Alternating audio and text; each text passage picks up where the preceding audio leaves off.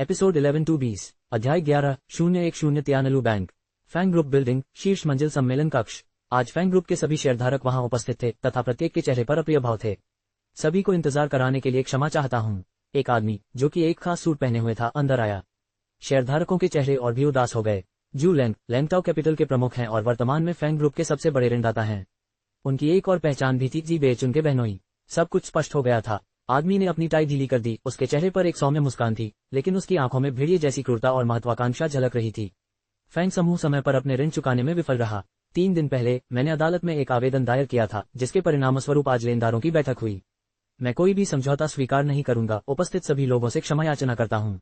इसके बाद अदालत के कर्मचारी फैंग समूह को अपने नियंत्रण में लेने और कानूनी संपत्ति परिसमापन की कार्यवाही करने के लिए एक परिसमापन दल का गठन करेंगे। सम्मेलन कक्ष के द्वार पर वर्दीधारी परिसमापन कर्मी तैयार खड़े थे। अंततः शेयरधारकों में घबराहट फैल गई। जू लांग, ज्यादा आगे मत बढ़ो। मिस्टर फैंग के साथ अभी दुर्घटना हुई है और तुम उन्हें नीचे गिराकर लात मारने के लिए इतने उत्सुक हो। कर्म का फल मिलता है और देर सवेर तुम्हें इसका फल जरूर मिलेगा। उस समय जब आप अपना व्यवसाय शुरू करने के लिए संघर्ष कर रहे थे, मिस्टर फैंग ने दयालुता से आपकी मदद की थी। कौन जानता था कि यह एक भेड़िए को झुंड में आमंत्रित करने जैसा होगा। आप और जी बेचुन शुरू से ही साजिश रच रहे थे, है ना? शेयरधारकों के आक्रोशपूर्ण आरोपों को सुनकर जू लैंग की अभिव्यक्ति में कोई बदलाव नहीं आया। उनके चेहरे पर अभी भी वही सौम्य मुस्कान थी। व्यापार जगत एक युद्धभूमि की तरह है। जीतने वाले राज करते हैं और हारने वाले दरकिनार कर दिए जाते हैं। आज मैं यहाँ खड़ा हूँ। क्या बात है, तुम सब मेरे दुश्मन बनने के लिए इतने आतुर हो? इन शब्दों से कमरे में तुरंत सन्नाटा छा गया। शेयरधारकों के बीच ऋण चुकौती उनकी इक्विटी सदस्यता के अनुपात में थी। अगर शू लैंग इसे पूरी तरह से लागू करने का फैसला करते तो वहां मौजूद कोई भी व्यक्ति बिना किसी नुकसान के बच नहीं पाता। जू लांग की आंखों में उपहास झलक रहा था जब उसने हाथ हिलाते हुए कहा, चलो शुरू करते हैं। रुको, एक हल्की सी युवा आवाज गूंजी और सभी लोग तुरंत स्रोत की ओर मुड़ गए। जू लैंग ने आंखें सिकुड़कर उस युवक को देखा जो सम्मेलन कक्ष के दरवाजे पर दिखाई दिया। यह एक लड़का था जिसने थोड़ा सा खराब फिटिंग वाला सूट पहना हुआ था। उसके बालों में बहुत अधिक मात्रा में जेल लगा हुआ था, जो उसके सिर पर अजीब तरह से चिपका हुआ था, मानो वह एक बच्चा हो जिसने वयस्कों के कपड़े पहन रखे हों। एक शेयरधारक ने उसे पहचान लिया। ये श्री फैंग का बेटा है। फैंग युआंग ने खुद को संभाला, हालांकि उसके घुटने कांप रहे थे। उसने बार बार खुद को अंदर से हिम्मत दी, खुद को कमजोर न दिखाने की सलाह दी। आखिरकार वह फैंग ची का बेटा था। नमस्कार बोर्ड के अंकल, मैं फैंग युआंग हूँ। फैंग युआंग जू लैंग के पास गया। उसकी पैनी निगाहों का सामना करते हुए खुद को सभी शेयरधारकों के खिलाफ मजबूती से खड़ा होने के लिए मजबूर किया। मेरे पिता की दुर्घटना ने मुझे बहुत दुखी किया है, लेकिन मैंने उनकी शिक्षाओं को हमेशा याद रखा है। अब जब फैंग समूह जीवन मरण के मोड़ पर है तो मैं चुपचाप कैसे खड़ा रह सकता हूँ? मैं आप सभी के साथ खड़ा रहूंगा और सभी चुनौतियों का मिलकर सामना करूंगा। फैंग युआंग की पहले की छवि बहुत अनियंत्रित थी, जिससे शेयरधारक बहुत प्रभावित नहीं हुए। लेकिन आज ये शब्द सीधे उनके दिलों में उतर गए। जैसा बाप वैसा बेटा। युआंग सचमुच मिस्टर फैंग जैसा ही है। लड़का सचमुच बड़ा हो गया है। श्री फैंग को ये देखकर निश्चित रूप से सुकून मिलेगा। एक नेता के पुनः उभरने से सभी के दिलों में आशा की किरणें जगने लगीं। लेकिन क्या ये बच्चा विश्वसनीय था? फैंग युआंग ने आवाज उठाई, वकील लियू। वकील लियू ने प्रवेश किया और सभी को दिखाने के लिए वसीयत को स्क्रीन पर प्रदर्शित किया। ये वसीयत फैंग ची ने 2 साल पहले तैयार की थी। उनकी मृत्यु के बाद उनके सभी शेयर फैंग युआंग को विरासत में मिलेंगे। स्वाभाविक रूप से फैंग युआंग अब फैंग समूह का सबसे बड़ा शेयरधारक बन गया था। शेयरों के साथ साथ उन्हें सारे ऋण भी विरासत में मिले। बहुत बढ़िया। ऋण का मूल उसके मालिक से जुड़ा होता है। युवा श्रीमान फैंग, आपने निश्चित रूप से मुझे निराश नहीं किया है। जू लांग मुस्कुराया। उसकी निगाहें तीखी और दमनकारी थीं। फैंग युआंग के पैर कांपने लगे क्योंकि उसकी नजर सहज रूप से उसके पीछे खड़े काले सूट पहने अंगरक्षक पर पड़ी। शेन युआन ने उसे ठंडेपन से देखा, जिससे फैंग युआंग ने अपने होंठ काट लिए और फिर धीरे धीरे वापस मुड़कर जू लैंग पर ध्यान केंद्रित किया। मैं निश्चित रूप से राष्ट्रपति जू को निराश नहीं करूंगा। फैंग समूह पर भारी कर्ज के कारण शेयरधारक और कर्मचारी ही पीड़ित हैं। उनकी सुरक्षा के लिए मेरे पास बैंक से सहायता लेने के अलावा कोई विकल्प नहीं है। जू लांग ने मजाक में होंठ सिकोड़े। फैंग ग्रुप की मौजूदा हालत में कौन सा बैंक मूर्खतापूर्ण निवेश करेगा? Ads by pub Future. Bank सबसे ठंडे पूंजीपति थे। जब तक कि उन्हें लाभ न हो, वे किसी भी उद्यम को नहीं छूते थे।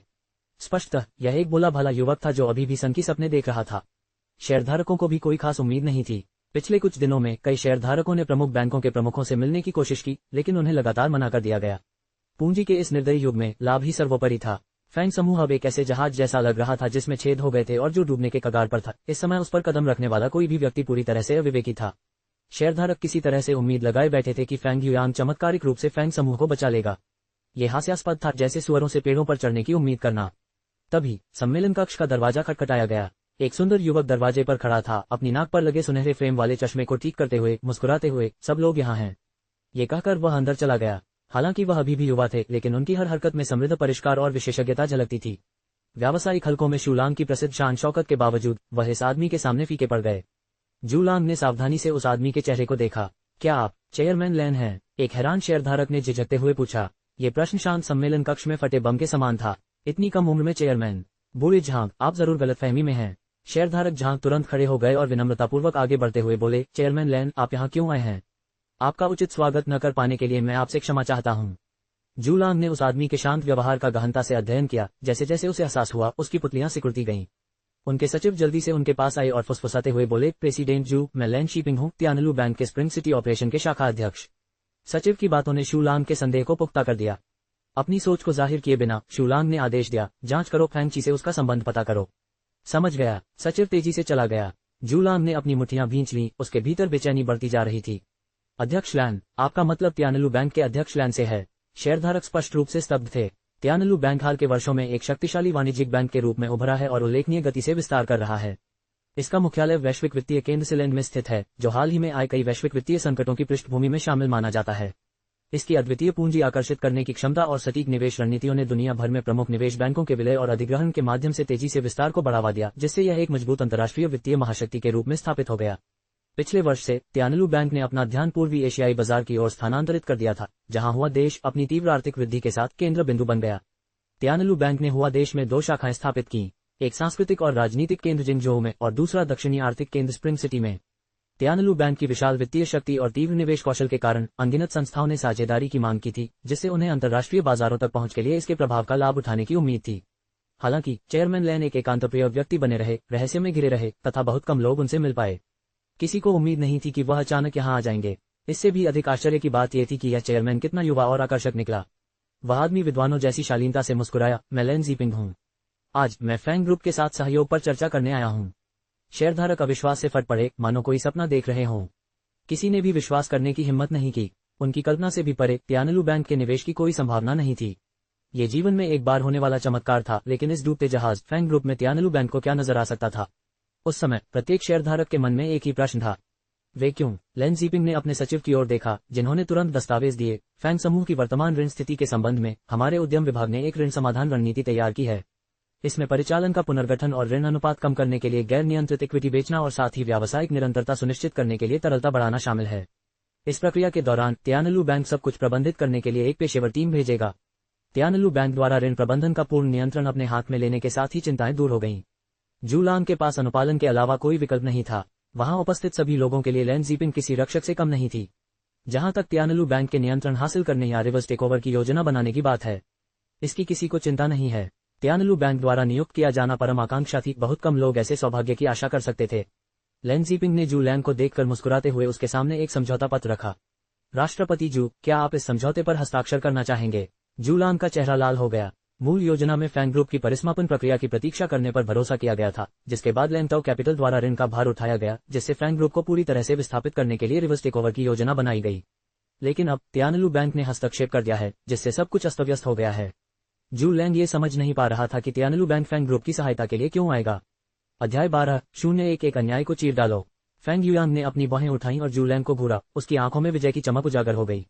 अंततः वह स्थिति को बदलने में सफल हो गया। शूलांग का मन उथल पुथल में था। खुद को संभालते हुए उसने समझौते के दस्तावेज पर अपने हस्ताक्षर किए और जल्दी से वहां से चला गया। पीछे हटते हुए उनके शरीर में हल्की सी अव्यवस्था थी। फैंग युयांग ने उत्साह से अपने छोटे हाथों को आपस में रगड़ा और लैन शीपिंग की ओर झुका। मिस्टर लैन। लैन शीपिंग ने हल्के से मुस्कुराकर कहा। वह विनम्र थी, फिर भी बहुत दूर थी। मुझे अन्य काम निपटाने हैं, मैं विदा लेता हूँ, मेरा सचिव शेष काम संभाल लेगा। बोलने के बाद वह बैठक कक्ष से बाहर चले गए तथा उन्हें रुकने के लिए मनाने के सभी प्रयासों को नजरअंदाज कर दिया। मिस्टर लैन, मैं आपको विदा करता हूँ। फैंग युयांग ने उसका पीछा किया, लेकिन लैन ज़ीपिंग पहले ही गायब हो चुकी थी। युयांग, तुम अद्भुत हो। तियानलू बैंक के निवेश को सुरक्षित करके हमारा फैंग समूह बच गया। शेयरधारक झांग ने उत्साहपूर्वक फैंग युयांग के कंधे को थपथपाया। उसका बूढ़ा दिल सांत्वना से भर गया। फैंग युयांग ने अपनी नाक रगड़ी और सहज ही काले कपड़े वाले आदमी की ओर देखा। ये तो बस किस्मत की बात थी। कुछ दिन पहले हमारे फैंग ग्रुप के शेयर की कीमत में थोड़ी बढ़ोतरी हुई। श्रीमान लैन को लगा कि ग्रुप का मूल्य अभी भी बरकरार है। उन्होंने कहा कि वे इस पर विचार करेंगे और मुझे कभी उम्मीद नहीं थी कि वे वास्तव में निवेश करेंगे। सच कहें तो फैंग युयांग स्वयं अभी भी हतप्रभ था। वह मूर्ख नहीं था। तियानलू बैंक में कैसी शक्ति और कद है, सिर्फ उसके समझाने वाले शब्द उन्हें प्रभावित नहीं कर सकते थे। मुलाकात से पहले उसके पास लगभग कोई उम्मीद नहीं थी। उन्होंने कभी सोचा भी नहीं था कि तियानलू बैंक सचमुच निवेश करेगा। अब भी फैंग युयांग को ऐसा लग रहा था जैसे वह सपना देख रहा हो। यद्यपि वह दानहुआंग और तियानलू बैंक के बीच संबंध को पूरी तरह से नहीं समझ पाया था, फिर भी वहां कुछ तो अवश्य होगा।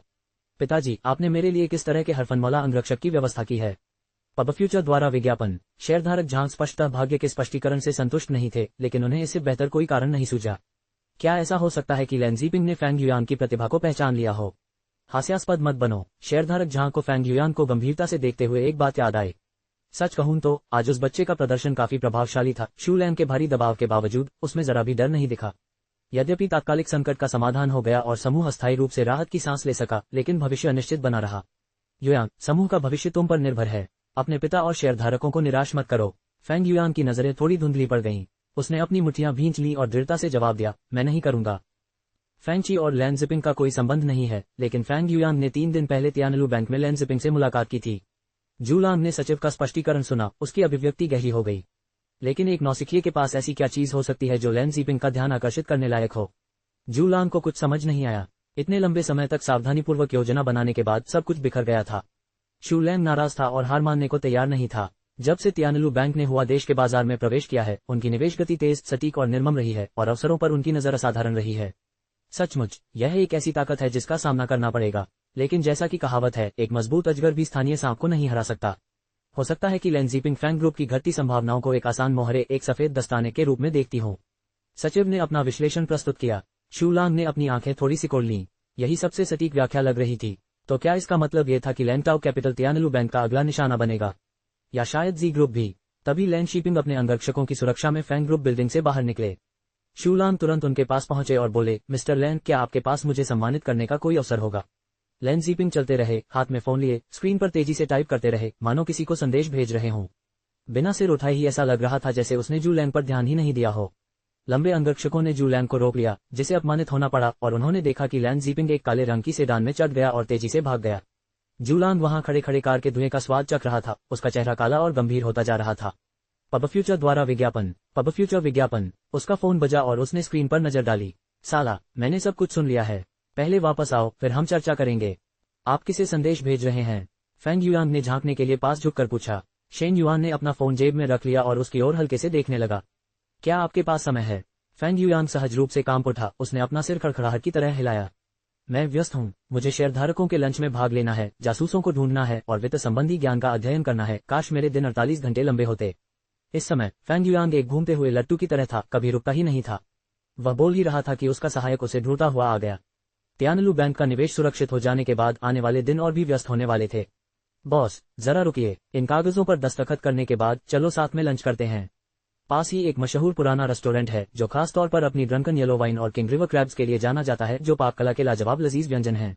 सहायक ने कुछ ही दूरी पर खड़े काले कपड़े पहने आदमी पर हैरानी भरी नजर डाली। वह सिर्फ एक अंगरक्षक था, फिर भी फैंग हमेशा उसे बॉस कहकर संबोधित करता था। शेन युआन ने अपने फोन पर नजर डाली। आपको शायद अकेले ही खाना पड़ेगा। शेन युआन ने अपना फोन थोड़ा हिलाया। मुझे कुछ संभालना है। अपना ख्याल रखना। शेन युआन को जाते देख फैंग युआन ने सहज रूप से उसका पीछा किया। मालिक। शेन युआन पीछे मुड़ा। फैंग युआन की अभिव्यक्ति अनिच्छुक लगाव की थी। उनका व्यवहार दयनीय और नाजुक था। बॉस, आपने मेरे साथ एक अनुबंध पर हस्ताक्षर किए हैं। आप नहीं जा सकते। पब फ्यूचर विज्ञापन। फैंग युआन ने आत्मविश्वास की कमी के साथ बात की। शेन युआन ने भौहें चढ़ाई। अनुबंध की धारा 32, पार्टी भी किसी भी समय छोड़ने का अधिकार सुरक्षित रखती है और अंतिम व्याख्यात्मक प्राधिकार रखती है।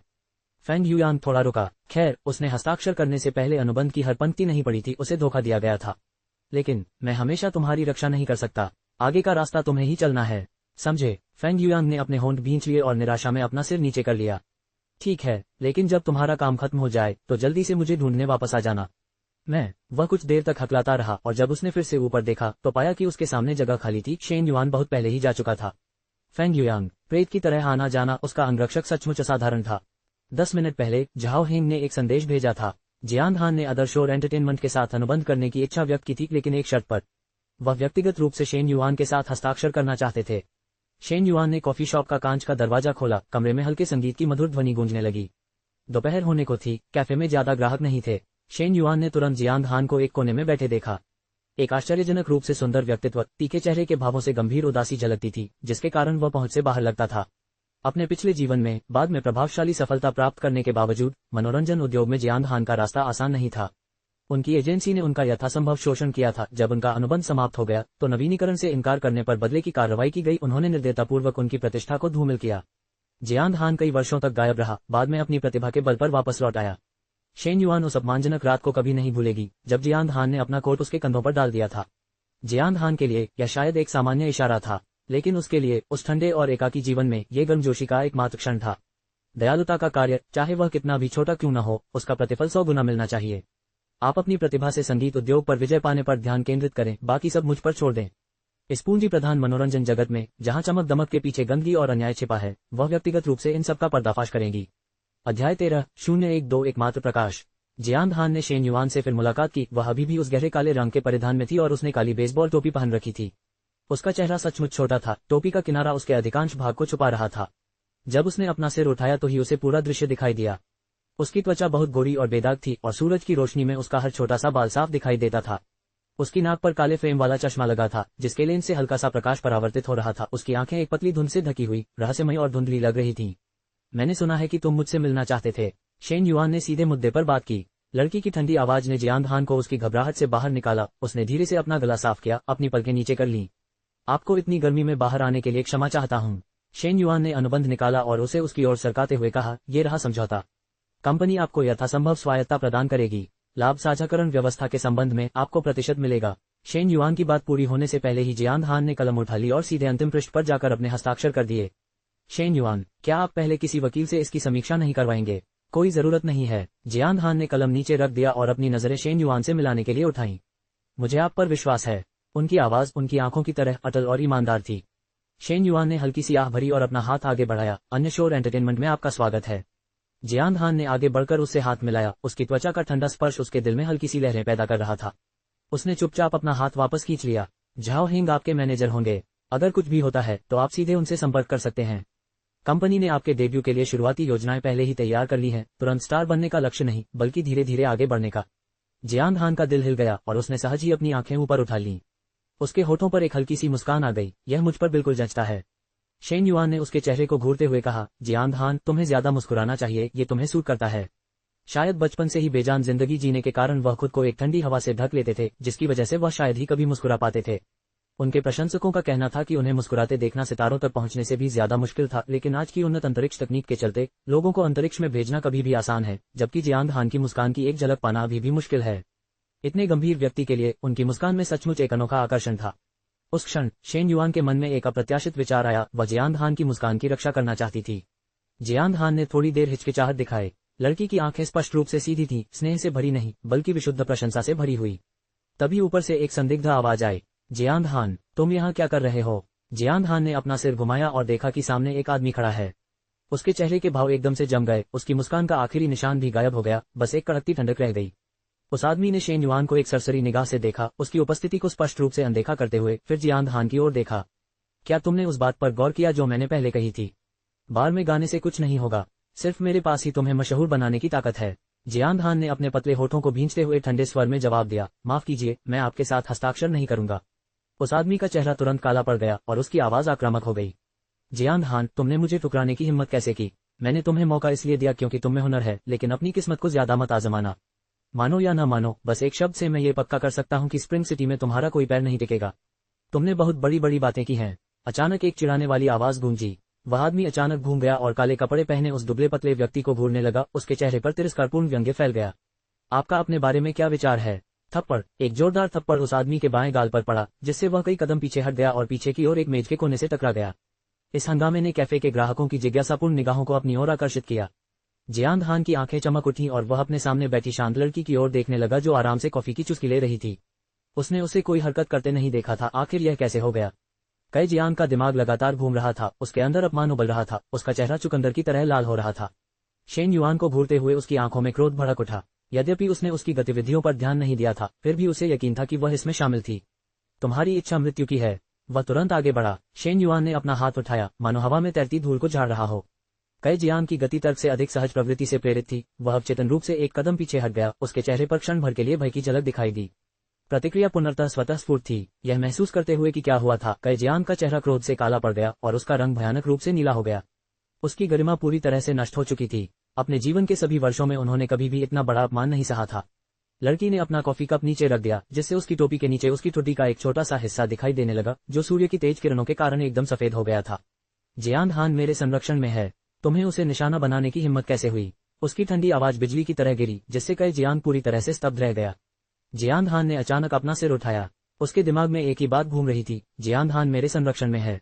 उसके हृदय की गहराई में कहीं एक कोमल स्थान पिघलकर पूर्ण कोमलता में बदल गया। कई जियांग ने अपना चेहरा ढक लिया और कड़वी आवाज में गुर्राया, तुम बस रुको। इतना कहकर वह भाग गया। क्या मैंने तुम्हें डरा दिया? शेन युआन ने उदासीनता से पूछा। बिल्कुल नहीं, जियांग हान ने अपने होंठ एक साथ दबाए। धन्यवाद, मुझे बस चिंता है कि वह आपके लिए परेशानी खड़ी कर देगा। वह स्टार एंटरटेनमेंट का एक बड़ा शेयरधारक है। उसके सामने बैठी लड़की ने हल्की सी हंसी हंसी, बहुत बढ़िया। मैं नया और पुराना दोनों हिसाब बराबर कर दूंगी। स्टार एंटरटेनमेंट, जो उद्योग जगत में एक शक्तिशाली खिलाड़ी है, ने अनगिनत सुपरस्टार तैयार किए हैं और संगीत जगत पर अद्वितीय प्रभाव डाला है, जो छोटी संगीत कंपनियों की तुलना में कहीं अधिक है। ऐसा प्रतीत होता है कि पहले वाला व्यक्ति वही संगीत निर्माता था जिसने पिछले जन्म में जियांग हान को खोजा था और अपना करियर शुरू किया था। अभी के उसके रवैये के आधार पर शेन युआन को यकीन था कि पिछले जन्म में जियांग हान का स्टार एंटरटेनमेंट में शामिल होना उसकी अपनी इच्छा से नहीं था। शेन युआन उठ खड़ा हुआ। चलो मैं तुम्हें घर ले चलता हूँ। तुम्हें अब अपनी जगह पर नहीं रहना चाहिए। मैं किसी से तुम्हारे लिए नया अपार्टमेंट ढूंढवा दूंगा, जितनी जल्दी हो सके तुम वहां से चले जाओ। जियांग हान भी अपने पैरों पर खड़ा हो गया और सहज रूप से उसकी हर बात का पालन करने लगा। जियांग हान ने अपनी नजर उठाए और आगे चल रहे दुबले पतले व्यक्ति को देखा। वह कैफे के बाहर धूप में आए, उसकी चमक उसे अंधा कर देने वाली थी। तब से वह उसकी अंधेरी दुनिया में एकमात्र रोशनी थी। अध्याय 14:013 आगे बढ़ने के लिए तैयार। कई जियान कॉफी शॉप से बाहर चला गया। उसके चेहरे का वह हिस्सा जो दर्द से जल रहा था, उसे पकड़े हुए उसका दिल गुस्से से भर गया। मनोरंजन जगत की प्रमुख एजेंसी के रूप में स्टार एंटरटेनमेंट ने देखा है कि कई जियान को वर्षों से जहां भी जाना होता है, वहां उसकी चापलूसी की जाती है और उसका पीछा किया जाता है, और उसे आज जैसा अपमान कभी नहीं सहना पड़ा। कई जियान की आंखों में ठंडी द्वेष की एक झलक उभर आई। वह निश्चित रूप से उन दोनों को नहीं छोड़ेगा। मूलतः उन्होंने देखा कि जियांग हान में वास्तव में कुछ प्रतिभा है और वे उसे अनुबंधित करना चाहते थे तथा उसके पदार्पण को बढ़ावा देना चाहते थे। कौन जानता था कि यह बच्चा किसी के समझाने पर भी नहीं मानता। चूंकि वह इतना कृतघ्न था, इसलिए वह विनम्र भी नहीं था। कई जियांग ने अपना फोन निकाला और कॉल किया, और जल्द ही 2 काले कपड़े पहने अंगरक्षक उसके सामने आ गए। मिस्टर कय, जियांग हान के कॉफी शॉप से निकलने के बाद उसका ध्यान से पीछा करना, खासकर उसके बगल में खड़ी काले कपड़ों वाली का। मैं उसका पता जानना चाहता हूँ। हाँ, श्री कय। मौसम बहुत गर्म था और कय जियांग ने अपने माथे से पसीना पोंछा और सड़क के किनारे एक कार में बैठ गया। वह आज रेडियंट एंटरटेनमेंट के मिस्टर जी से व्यापार के सिलसिले में मिलने कॉफी शॉप में आए थे। हालांकि रेडियंट एंटरटेनमेंट स्टार एंटरटेनमेंट जितना स्थापित नहीं है, फिर भी इसका समर्थन महत्वपूर्ण है। मिस जी शियाओ, जी बेच उनकी भतीजी हैं और स्प्रिंग सिटी की एक प्रमुख सोशलाइट हैं। उन्होंने रेडियंट एंटरटेनमेंट की स्थापना बड़े ही मजबूती से की और जी परिवार के नेटवर्किंग संसाधनों की मदद से कम समय में ही मनोरंजन जगत में अपनी एक अलग पहचान बना ली। आज की सभी शीर्ष अभिनेत्रियां उनकी छत्रछाया में हैं। स्टार एंटरटेनमेंट को विकसित करने के लिए इसे स्प्रिंग सिटी के सामाजिक दायरे में तोड़ना होगा, और यह मिस्टर जी निस्संदेह सबसे अच्छा विकल्प है। Ads by pub future ads. वह अपने संपर्कों के माध्यम से जिशियाओ से जुड़ने में कामयाब रहे और कुछ भी गलत नहीं हो सका। कई जियांग ने अपनी कलाई घड़ी पर नजर डाली। नियत समय से 15 मिनट पहले ही बीत चुके थे। क्या ऐसा हो सकता है कि उसे जिशियाओ ने छोड़ दिया हो? ये सोचते हुए कई जियांग ने जिशियाओ के सहायक का नंबर डायल किया। श्री कय, क्षमा करें, श्री जी को अंतिम समय में कोई समस्या आ गई है और वे आपसे निर्धारित समय पर नहीं मिल पाएंगे। सहायक ने बात करने के बाद फोन काट दिया। कई जियांग ने फोन की ओर देखा जो काट दिया गया था। उसकी कनपटी की नसें हल्की सी धड़क रही थीं। जिशियाओ खुलेआम खड़े हो गए और वह इसके बारे में कुछ नहीं कह सके, क्योंकि वह जी बेच उनकी भतीजी है। स्प्रिंग सिटी की वर्तमान स्थिति में फैंग समूह कमजोर हो रहा है, दिवालियापन के किनारे पर डगमगा रहा है, जबकि जी समूह मजबूत हो रहा है। इसलिए स्प्रिंग सिटी का भविष्य जी परिवार द्वारा शासित होगा। चाहे वह कितना भी असंतुष्ट हो, वह केवल इसे निगल सकता है और जिशियाओ के साथ पक्षपात करने का एक तरीका ढूंढ सकता है। उसे याद आया कि कुछ ही दिनों में जी परिवार की वृद्ध कुलमाता का जन्मदिन होगा और जी बेचुन अपने पतिव्रता स्वभाव के कारण उनके लिए एक भव्य भोज का आयोजन करने की तैयारी कर रही है। कई जियांग ने अपनी संपर्क सूची खोली और वृद्ध महिला की पसंद के बारे में पूछताछ करने के लिए लोगों की तलाश शुरू कर दी। शेन युआन ने देखा कि जैसे ही वह कॉफी शॉप से बाहर निकली, कोई उसका पीछा कर रहा था। उसने सावधानी से एक टैक्सी को रोका और सबसे पहले जियांग हान को अपना सामान पैक करने के लिए किराए के अपार्टमेंट में वापस भेज दिया। कार में रहते हुए उसने झाओ हेंग से एक अपार्टमेंट तैयार करने के लिए संपर्क किया और दोपहर तक जियांग हान को वहां लाने की योजना बनाई। Ads by pub future ads. Jiang Han के पास ज्यादा सामान नहीं था, सिर्फ एक टोट बैग था जिसमें उसके सारे कपड़े थे, कंधे पर एक गिटार लटका हुआ था और इसके अलावा उसके पास कुछ भी नहीं था। नीचे एक सेडान खड़ी थी, उसकी खिड़की आधी नीचे थी और झाओ हेंग ने उत्साह से हाथ हिलाया। मालिक, शेन युआन ने सिर हिलाया। जियांग हान के पिछली सीट पर बैठने के बाद उसने यात्री दरवाजा खोला और अंदर आ गई। बॉस, मुझे आपकी बहुत याद आई। इससे पहले कि झाओ हेंग उस पर झपटता, शेन युआन ने अपनी उंगली से उसके माथे पर प्रहार किया, जिससे झाओ हेंग का शरीर पीछे की ओर धकेल दिया गया। भाड़ में जाओ। झाओ हेंग ने अफसोस के साथ अपने पंजे वापस खींच लिए। बॉस, हमने 352 दिनों में एक दूसरे को नहीं देखा है, क्या आपको मेरी जरा भी याद नहीं आती? मैं हर दिन आपके बारे में सोचता रहता हूँ। शेन युआन ने हार मानते हुए अपनी कनपटी रगड़ी। ड्राइव करो। शेन युआन को पहले तो ऐसे अजीब कर्मचारी को काम पर रखने का बहुत अफसोस हुआ, क्योंकि इसके परिणाम उसे भुगतने पड़े। गाड़ी चलाते हुए झाओ हिंग बुदबुदाया, बॉस अब जब आप स्प्रिंग सिटी में हैं तो आपको थोड़ी देर और रुकना चाहिए, मैं आपको घुमा लाता हूँ। जियांग हान की भौहें थोड़ी सिकुड़ गईं। तो वो स्प्रिंग सिटी से नहीं थी। शेन युआन ने रियरव्यू मिरर पर नजर डाली, बकवास बंद करो और पूंछ हिलाओ। समझ गया। चिल्लाते हुए झाओ हिंग ने गियर बदला और गैस दबाते हुए कार को कुशलतापूर्वक ट्रैफिक के बीच से निकाला। पलक झपकते ही पूंछ पूरी तरह से अलग हो गई। मालिक, इन कुत्तों का क्या मामला है? Pub future ads, Star Entertainment. Shen Yuan ने अपने फोन पर तियानयांचा ऐप खोला और स्टार एंटरटेनमेंट के बारे में जानकारी खोजी। शेयरधारक संरचना के बीच उन्होंने कॉफी शॉप से तीसरे स्थान पर रहने वाले शेयरधारक की प्रोफाइल तस्वीर को पहले ही पहचान लिया था। कई जियांग, क्या ये बदमाश जियांग हान के पीछे पड़ा है? झाओ हिंग ने लगभग तुरंत कारण समझ लिया। क्यों, क्या तुम उससे परिचित हो? झाओ हिंग ने स्टीयरिंग व्हील पर जोर से थप्पड़ मारा। वह अच्छा नहीं है, दमनकारी अनुबंधों का इस्तेमाल करता है और अपने अधीन कलाकारों को धमकाता है। कुछ समय पहले एक नौसिखिया लड़की को एक इमारत से कूदने के लिए मजबूर किया गया था और स्टार एंटरटेनमेंट ने इसे छिपाने के लिए बहुत कुछ किया था। शेन युआन ने भौहें चढ़ाई। वह व्यक्ति कैसा है? झाओ हिंग ने अपना सिर हिलाया। वह वानस्पतिक अवस्था में है, उसके जागने की संभावना बेहद कम है। स्टार एंटरटेनमेंट के हाथों एक जीवन खामोश हो गया है। बहुत नुकसान कर रहे हो? शेन युआन ने ठंडे स्वर में पूछा। क्या आपके पास सबूत है? शेन युआन की बर्फीली ठंडी आवाज सुनकर झाओ हिंग थोड़ा कांप गया, फिर उसकी आंखें चमक उठीं और उसने उत्सुकता से कहा, बॉस मुझे एक दिन दीजिए और मैं निश्चित रूप से सबूत तैयार कर लूंगा। इतने लंबे समय तक चुप रहने के बाद बॉस अंततः कोई कदम उठाने वाला था। कोई जल्दी नहीं है। वह लड़की किस अस्पताल में है? जब मौका मिलेगा तो मैं उससे मिलना चाहूंगा। बॉस भले ही ठंडी दिखती हो, लेकिन उसका दिल बहुत कोमल है। ठीक है, मैं इसका प्रबंध कर दूंगा। जियांग हान पीछे की सीट पर बैठा चुपचाप सुन रहा था, क्योंकि वे दोनों उद्योग में गहरी जड़ें जमाए एक मनोरंजन कंपनी को उल्टने के बारे में सहजता से बातें कर रहे थे, मानो वे इस बात पर चर्चा कर रहे हों कि आज रात के खाने में क्या खाया जाए। उसने अपनी फैली हुई हथेली की ओर देखा। उसे पता नहीं क्यों, लेकिन उससे मिलने के बाद उसके दिल पर छाया हुआ साया धीरे धीरे छट गया। इस समय उसे केवल सहजता का एहसास हुआ, मानो सब कुछ सकारात्मक दिशा में बढ़ रहा हो। धीरे धीरे उसने अपनी उंगलियां मोड़ ली। उसकी आंखें अभूतपूर्व दृढ़ संकल्प से भर गईं। अध्याय 15:014 गोल्डफिंगर। स्प्रिंग सिटी फर्स्ट रेनमेन अस्पताल। एक अस्पताल के कमरे में 2 लोगों के रहने की व्यवस्था थी। खिड़की के पास बिस्तर पर एक युवा लड़की लेटी हुई थी। लड़की की आंखें धीरे से बंद थीं और उसका पीला रंग उसकी लुभावनी सुंदरता को छिपा नहीं पा रहा था। यदि कोई उसके शरीर से जुड़ी नलियों को नजरअंदाज कर दे तो ऐसा लगेगा कि वह सो रही है। 40 वर्ष की एक महिला ने अपने हाथ में तौलिया पकड़ा हुआ था और वह लड़की के शरीर को सावधानीपूर्वक पहुंच रही थी। टैना, माँ को विश्वास है कि तुम जाग जाओगे। स्वर्ग हम दोनों के प्रति इतना क्रूर नहीं हो सकता। जैसे ही उसने कहा, महिला की आंखों से बड़े बड़े आंसू बह निकले और लड़की की गोरी त्वचा पर गिर पड़े। पड़ोसी बिस्तर पर लेटे मरीज के परिवार के सदस्य ने यह दृश्य देखा और वहां भरने से खुद को नहीं रोक सका। ये परिवार सचमुच बहुत दुखद था। पिछले कुछ दिनों में उसे उनके बारे में कुछ समझ आ गया था। उस लड़की का नाम क्यूई बाओतान था, जो बचपन से ही खूबसूरत थी, हालांकि गरीबी से जूझ रही थी। उसकी असाधारण सुंदरता अब परेशानी का सबब बन गई थी।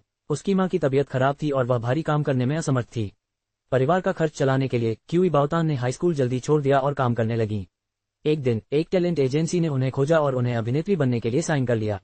लेकिन कुछ ही देर बाद खबर आई कि उसने आत्महत्या की कोशिश में एक इमारत से छलांग लगा दी है। हालांकि उसकी जान बच गई, लेकिन वह वानस्पतिक अवस्था में रह गई। श्रीमती क्यूई इस स्थिति को स्वीकार नहीं कर सकी और उन्होंने प्रतिभा एजेंसी पर मुकदमा करने का फैसला किया। बाद में एजेंसी के लोग आए और धमकियां देते हुए कहा कि श्रीमती क्यूई मामला छोड़ दें, अन्यथा वे दोनों स्प्रिंग सिटी में जीवित नहीं रह पाएंगे। मदद के लिए कोई स्थान न होने के कारण श्रीमती क्यू कुछ ही सप्ताह में 10 वर्ष की हो गई, जो वास्तव में हृदय विदारक था। अपनी बेटी के शरीर को साफ करने के बाद श्रीमती क्यू ने क्यू बाओतान को नए अस्पताल के कपड़े पहनाए, उसे लिटाया, पड़ोसी परिवार के सदस्य का अभिवादन किया और पानी का बेसिन लेकर कमरे से बाहर चली गईं। पड़ोसी लड़की के चेहरे को देखे बिना नहीं रह सका। चाहे जितनी बार भी देखा जाए, उसने एक अविस्मरणीय छाप छोड़ी। सचमुच यह अफसोस की बात है। उसी समय अस्पताल के कमरे का दरवाजा खोला गया और कोई अंदर आया। 79 साल की उम्र में भी मर्दाना ताकत 10 गुना कैसे बढ़ाएं? टैंट्रोमैक्स एड्स बाय पब फ्यूचर। शुरू में तो उसने सोचा कि श्रीमती क्यू इतनी जल्दी वापस आ गई हैं, लेकिन जब उसने अपना सिर घुमाया तो उसने काले रंग के कपड़े पहने और काली बेसबॉल टोपी पहने एक युवा व्यक्ति को देखा, जो अत्यधिक दुबला पतला था और उभयलिंगी लग रहा था। वह व्यक्ति सीधे क्यूई बाओतान के बिस्तर के पास गया और स्थिर खड़ा हो गया। खुद को रोक न पाने के कारण उसने पूछा, माफ कीजिए, क्या आप क्यूई बाओतान के मित्र हैं? अजनबी ने धीमे स्वर में हम कहा और फिर एक लंबी खामोशी छा गई। शेन युआन ने बिस्तर पर लेटी लड़की को देखा, जो बस सो रही थी।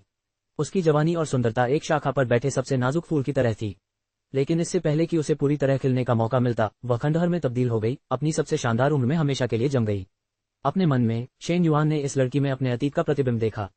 सुंदरता कोई अपराध नहीं थी, फिर भी यह विनाश का अग्रदूत बन गई। वह जीवन जीने की हकदार थी, समय से पहले मुरझाने की नहीं। अपने मन में शेन युआन ने सिस्टम को बुलाया। मैं चाहता हूं कि क्यू बाओटन जाग जाए। सिस्टम नींद से जागते ही जम्हाई लेने लगा। शेन युआन के शब्दों को समझने के बाद सिस्टम की बच्चों जैसी आवाज अविश्वास से सुनाई दी। युआन, तुम्हें ध्यान से सोचना चाहिए। तुमने ये अंक जुटाने के लिए कड़ी मेहनत की है, क्या तुम वाकई पुनर्विचार नहीं करना चाहती? मैंने इस बारे में सोच लिया है, मैं उसे बचाना चाहता हूँ। ठीक है तो, सिस्टम ने अपने पॉइंट रिपोजिटरी को सक्रिय कर दिया है। अनान, पिछले 9 सालों में आपने कुल 501 पॉइंट जमा किए हैं। क्यूई बाओतान को जगाने के लिए जरूरी सोल रिवाइवल पिल की कीमत दुकान में 500 पॉइंट है। अगर आप इसे भुनाने के बारे में निश्चित हैं तो कृपया पुष्टि करें। चेतना के सागर में शेन युआन ने एक तैरती हुई होलोग्राफिक स्क्रीन देखी जिससे एक हल्की नीली चमक निकल रही थी। उस पर लिखा था, आत्मा पुनरुद्धार की गोली, 500 अंक। नीचे एक्सचेंज की पुष्टि के लिए एक बटन था। बिना किसी हिचकिचाहट के शेन युआन ने रिडीम करने के लिए क्लिक किया। शून्यता के सागर में एक गहन और प्राचीन आवाज गूंजी, आत्मा पुनरुद्धार गोली सफलतापूर्वक भुनाई गई। 500 अंक काटे गए। Ads by pub future ads. आत्मा पुनरुद्धार गोली ने एक सुनहरा प्रकाश उत्सर्जित किया जैसे ही वह धीरे धीरे शेन युआन के हाथ में उतरी।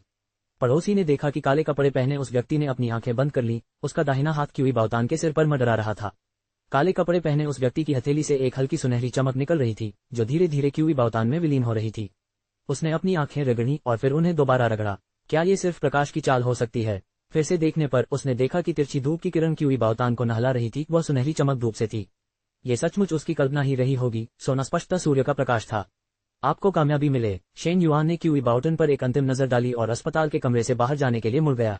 जैसे ही शेन युआन वहां से गई, बिस्तर पर उसके बगल में पड़ी लड़की का हाथ अचानक हिल गया। 500 अंक। अनन, आप सचमुच उदार हैं। यही जिंदगी है। शेन युआन के लिए किसी भी अंक की तुलना मानव जीवन के मूल्य से नहीं की जा सकती। बिना अंकों के आप अपनी उपस्थिति को छुपाने के लिए औषधियों का व्यापार नहीं कर पाएंगे। लिफ्ट से बाहर निकलते समय शेन युआन ने अचानक एक आदमी की कलाई पकड़ ली। उसका हाथ अभी अभी एक बुजुर्ग आदमी की जेब से निकला था और उसके हाथ में एक बड़ा सा बटुआ था। वह आदमी दर्द से तड़प उठा और धीमी आवाज में बोला, मैं तुम्हें चेतावनी देता हूँ, मेरे काम में दखल मत दो। उसके होठों से एक तीखी चीख निकली। उसका माथा ठंडे पसीने से भर गया और उसका चेहरा दर्द से विकृत हो गया। बुजुर्ग सज्जन ने सिर घुमाया और तुरंत स्थिति समझ गए। बटुआ वापस लेकर उन्होंने तुरंत उसमें रखी चीजों की जांच की। ये देखकर कि कोई पैसा नहीं चुराया गया है, उसने राहत की सांस ली और चोर पर जोर से थैला पटक दिया। यह मेरी पत्नी की सर्जरी का पैसा है और तुमने इसे चुराने की हिम्मत की। मैं तुम्हें तब तक पीटूंगा जब तक तुम्हें पछतावा न हो। वह व्यक्ति असहाय होकर बूढ़े की पिटाई सहन कर रहा था। बैग की चेन उसके चेहरे पर लग रही थी और दर्द के कारण उसकी सांसें तेज हो रही थीं। सुरक्षा गार्डों ने आकर चोर को काबू किया और पुलिस को बुलाया। युवती, आपका बहुत बहुत धन्यवाद। आपके बिना मुझे पता ही नहीं चलता कि मेरे पैसे चोरी हो गए हैं और मेरी पत्नी की सर्जरी भी खतरे में पड़ जाती। शेन युआन ने हल्की मुस्कान के साथ कहा, दादी, मैं आपके साथ फीस भरने चलूंगा। बुजुर्ग महिला मुस्कुराए। वाह, आजकल तो हर चीज सेल्फ सर्विस पेमेंट है और मुझे मशीनों का इस्तेमाल करना नहीं आता।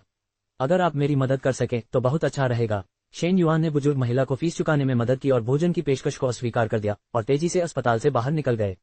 दैनिक दयालुता कार्य पूरा हुआ। अंक जोड़ 1, कुल अंक 2। सिस्टम की बचकानी आवाज उसके दिमाग में गूंज रही थी। शेन युआन के कदम रुक गए। जिस क्षण से सिस्टम की आवाज पहली बार उसके दिमाग में गूंजी थी, तब से अनजाने में 9 साल बीत चुके थे। #007 स्कॉलर सिस्टम। शेन युआन को अब भी समझ नहीं आ रहा था कि उसने उसे क्यों चुना था। कभी कभी उसे लगता था कि शायद उसका पुनर्जन्म इसी सिस्टम की वजह से हुआ है। पिछले 9 वर्षों में शेन युआन ने इस प्रणाली की कार्यप्रणाली को पूरी तरह से समझ लिया था। इसके भव्य शीर्षक नैतिकता, बुद्धि, शारीरिक स्वास्थ्य, सौंदर्य शास्त्र और श्रम में व्यापक विकास के अंतर्गत अंक प्राप्त करने की युक्तियां छिपी हुई थीं। इन 5 पहलुओं में नैतिकता सद्गुणों के बराबर थी और श्रम कौशल का प्रतिनिधित्व करता था। केवल ये 2 घटक ही अंक उत्पन्न कर सकते थे जिनका उपयोग बुद्धि, स्वास्थ्य और रूप रंग को निखारने के लिए किया जा सकता था। नैतिकता को 5 स्तरों में विभाजित किया गया था। दैनिक दयालुता सबसे बुनियादी थी, जिसके लिए 1 अंक मिलता था। श्रम कौशल अंक विभिन्न प्रतियोगिताओं के माध्यम से अर्जित किए जा सकते थे, जिनमें ज्ञान और शारीरिक स्पर्धाएं शामिल थीं। अंक रैंक और स्तर क्षेत्रीय, राष्ट्रीय या अंतर्राष्ट्रीय के आधार पर भिन्न होते थे और स्वर्ण, रजत, कांस्य रैंकिंग में क्रमशः उच्च अंकमान शामिल होते थे। शीर्ष कार्य अंतर्राष्ट्रीय ओलंपियाड में बुद्धिमत्ता और ओलंपिक में शारीरिक कौशल का प्रतिनिधित्व करते थे। इन स्पर्धाओं में स्वर्ण पदक के लिए अधिकतम 500 अंक दिए जाते थे। उच्चतर स्तरों पर एकत्रित अंकों को दुकान में तुलनीय स्तर की वस्तुओं के लिए विनिमय किया जा सकता है या बुद्धिमत्ता, शारीरिक फिटनेस और सौंदर्य को बेहतर बनाने के लिए उपयोग किया जा सकता है। हालांकि शेन युआन के पास इतनी शक्तिशाली प्रणाली थी, फिर भी वह कभी उस पर निर्भर नहीं हुई। शुरू से अंत तक उसने इसे एक पूरक उपकरण के रूप में ही माना। मिडिल स्कूल में अपने 3 वर्षों के दौरान उन्होंने किसी भी प्रतियोगिता में भाग नहीं लिया, बल्कि स्वयं को पूरे मन से सीखने, कदम दर कदम आगे बढ़ने और ज्ञान अर्जित करने में समर्पित कर दिया। एक दिन व्यवस्था उसे छोड़ देगी, लेकिन ज्ञान हमेशा उसके साथ रहेगा। अपने पिछले जीवन के दुखों को सहन करने के बाद शेन युआन ने एक सत्य को गहराई से समझा। केवल ज्ञान के माध्यम से ही वह अपने क्षितिज को व्यापक बना सकती थी और अपना भाग्य बदल सकती थी। डिंग, उसके दिमाग में एक सिस्टम नोटिफिकेशन गूंजा। अच्छे कर्म का निर्माण कार्य पूरा हुआ। अंक जोड़ 10, कुल अंक 12। शेन युआन एक क्षण के लिए ठिठक गया। सहज ही वह पीछे मुड़कर अपने पीछे स्थित रोगी भवन की ओर देखने लगी। क्यूई बाओटन जाग गया था। अध्याय 16, 015 चिकित्सा चमत्कार। शेन युआन ने हमेशा इस प्रणाली को एक सहायक उपकरण के रूप में ही सोचा था। अब अपनी आंखों से सिस्टम द्वारा एक जीवन को बचाते हुए देखकर उसका हृदय जटिल भावनाओं से अभिभूत हो गया। अस्पताल के दरवाजे पर खड़ी होकर श्रीमती क्यू को उस छोटी बच्ची को गोद में लिए और बेकाबू होकर रोते हुए देखकर उसे पहली बार महसूस हुआ कि उसके अस्तित्व का कोई उद्देश्य है। सिस्टम ने शेन युआन की उदासी को भांप लिया। अन क्या तुम्हें खुश नहीं होना चाहिए? तुमने एक जिंदादिल जिंदगी बचाई है। एक अन्य समानांतर समय रेखा में क्यूई बाओतान हमेशा 18 वर्ष का ही रहा, जैसा कि शेन युआन ने 28 वर्ष की उम्र में किया था। सौभाग्य से सब कुछ नए सिरे से शुरू हो गया है। शेन युआन अपने दुर्भाग्य पर विलाप करने वालों में से नहीं थी और उसने जल्दी ही खुद को संभाल लिया। लगता है मुझे और अधिक प्रतियोगिताओं में भाग लेना शुरू करना होगा। जितने अधिक अंक होंगे उतना बेहतर होगा। अनन, तुम आखिरकार मान ही गई। मैंने तुमसे कहा था तुम्हारी प्रतिभा व्यर्थ नहीं जानी चाहिए। मैं तुम्हें पृथ्वी के 7 अरब से ज्यादा लोगों के बीच इसलिए ढूंढ पाया क्योंकि तुम्हारी असाधारण प्रतिभाएं इस तंत्र के ऊर्जा क्षेत्र के साथ पूरी तरह मेल खाती हैं। अगर तुम कड़ी मेहनत करने को तैयार हो तो हम जरूर इस तंत्र के शिखर तक पहुंचेंगे। शेन युआन ने भौहें उठाई। शिखर? सिस्टम ने जम्हाई ली। अन्ना, मैं थक गया हूँ, अब सोने जा रहा हूँ। और फिर कोई आवाज नहीं थी। शेन युआन ने क्यूई बाओटन पर एक आखिरी नजर डाली, फिर मुड़कर अस्पताल से बाहर निकल गया। जब क्यूई बाओतान जागी तो वह पूरी तरह से चकित थी। डॉक्टरों ने उसकी जांच की और अंततः एक अविश्वसनीय निष्कर्ष पर पहुंचे। उनका स्वस्थ होना चिकित्सा इतिहास में एक चमत्कार था। श्रीमती क्यू ने उसे गले लगा लिया और खुशी के आंसू रोने लगी। क्यू बाओतान ने श्रीमती क्यू की पीठ हल्के से थपथपाई। उनकी आवाज अभी भी भारी थी। माँ, मैं ठीक हूँ। इन दिनों आपके लिए बहुत मुश्किल समय रहा है। टैनर, ये बहुत अच्छी बात है कि तुम जाग गए। जल्दी से माँ को बताओ तुम उस समय इमारत से कैसे गिरे थे। क्या कोई तुम्हें चोट पहुंचाने की कोशिश कर रहा था? क्यू बाओतान ने अपने पीले होंठ भींच लिए। वह उन गंदी सच्चाइयों को उजागर करके अपनी माँ को परेशान नहीं करना चाहती थी। उसकी नजरें तकिए के पास रखे एक बिजनेस कार्ड पर पड़ी। क्यू बाओटन ने सहज रूप से इसे उठा लिया। उसी समय उसके मन में कहीं से एक ठंडी आवाज गूंजी। कुछ समय पहले ही यहाँ कोई आया था। क्या यह इस बिजनेस कार्ड का मालिक था? शायद उसका ठीक होना वास्तव में कोई चिकित्सीय चमत्कार नहीं था। क्यू बाओतान की उंगलियां कार्ड के चारों ओर कस गईं और उसकी पलकें थोड़ी नीचे झुक गईं। शेन युआन होटल के कमरे में लौट आया। चोंग मिंग बाथरूम से बाथरोब पहने हाथ में वाइन का गिलास लिए पूरी तरह से आराम से बाहर आया। वाह, तुमने तो मुझे मौत के घाट उतार दिया। चोंग मिंग ने सहज रूप से अपनी छाती पकड़ ली, मानो उसे डर हो कि कहीं उसका फायदा न उठा लिया जाए। शेन युआन ने उसकी तरफ देखा तक नहीं। तुम कब तक यहाँ मुफ्तखोरी करोगे? बॉस, मुझे कुछ दिन और दीजिए। मेरे पास पैसे कम हैं और मैं इतना शानदार होटल नहीं खरीद सकता। भाड़े के सैनिक का आधा कमीशन संगठन काट लेता है और श्रेणी सी के मिशनों में कम वेतन मिलता है। जो कुछ उसके हाथ में आता है वह बहुत कम होता है, बस गुजारा करने लायक। इस बार काम नाकाम होने पर संगठन ने उसके खाते फ्रीज कर दिए। अगर वह शेन युआन की जान से न चिपका रहता तो उसे सड़कों पर सोना पड़ता। शुक्र है कि कई साल पहले उन्होंने शेन युआन की सलाह मान ली थी और कुछ धनराशि गुप्त रूप से स्थानांतरित कर दी थी। हालांकि वह राशि उनकी फिजूल खर्ची के लिए पर्याप्त नहीं थी। उसकी आंखें सोच में डूब गईं, फिर वह झुक गया। मालिक, क्या आप मुझे शेयर बाजार में दांव लगाना सिखा सकते हैं? मैं इतना गरीब हूं कि अब खाने के लिए भी नहीं जुटा सकता। अपने छोटे भाई पर कुछ रहम करो। शेन युआन ने अपना लैपटॉप खोला और स्टॉक ट्रेडिंग प्लेटफॉर्म पर लॉग इन किया। ID card? चोंग मिंग ने उत्सुकता से अपना आईडी कार्ड निकाला और दोनों हाथों से उसे सौंप दिया। शेन युआन ने चोंग मिंग के लिए एक ट्रेडिंग खाता स्थापित किया और उसमें $10 लाख की धनराशि जमा की। चोंग मिंग ने खुशी से मुस्कुराते हुए कहा, धन्यवाद बॉस। बॉस सचमुच उदार है। ये शुरुआती रकम है जो मैं तुम्हें उधार दे रहा हूँ। ब्याज दर बाजार में सबसे ज्यादा है। अगर तुम इसे वापस नहीं चुका पाए तो मैं तुम्हें बेच दूंगा। चोंग मिंग। शेन युआन खड़े हो गए और चोंग मिंग को उनकी जगह लेने दिया। शेयर ट्रेडिंग 2 चीजों पर निर्भर करती है, प्रतिभा और प्रयास। समय के साथ आपकी निर्णय क्षमता तेज हो जाएगी। अपने पहले शेयर के फैसले के लिए खुद ही कोई एक शेयर चुनें। मुझे देखने दीजिए कि आप में कितनी प्रतिभा है। चोंग मिंग ने बैठने से पहले अपने हाथों को आपस में रगड़ा और शेयर बाजार के चकाचौंध भरे विकल्पों पर नजर डाली। अचानक उसे आज सुबह सुनी गई एक खबर याद आ गई और उसने शिनान फार्मास्यूटिकल के स्टॉक पर क्लिक कर दिया।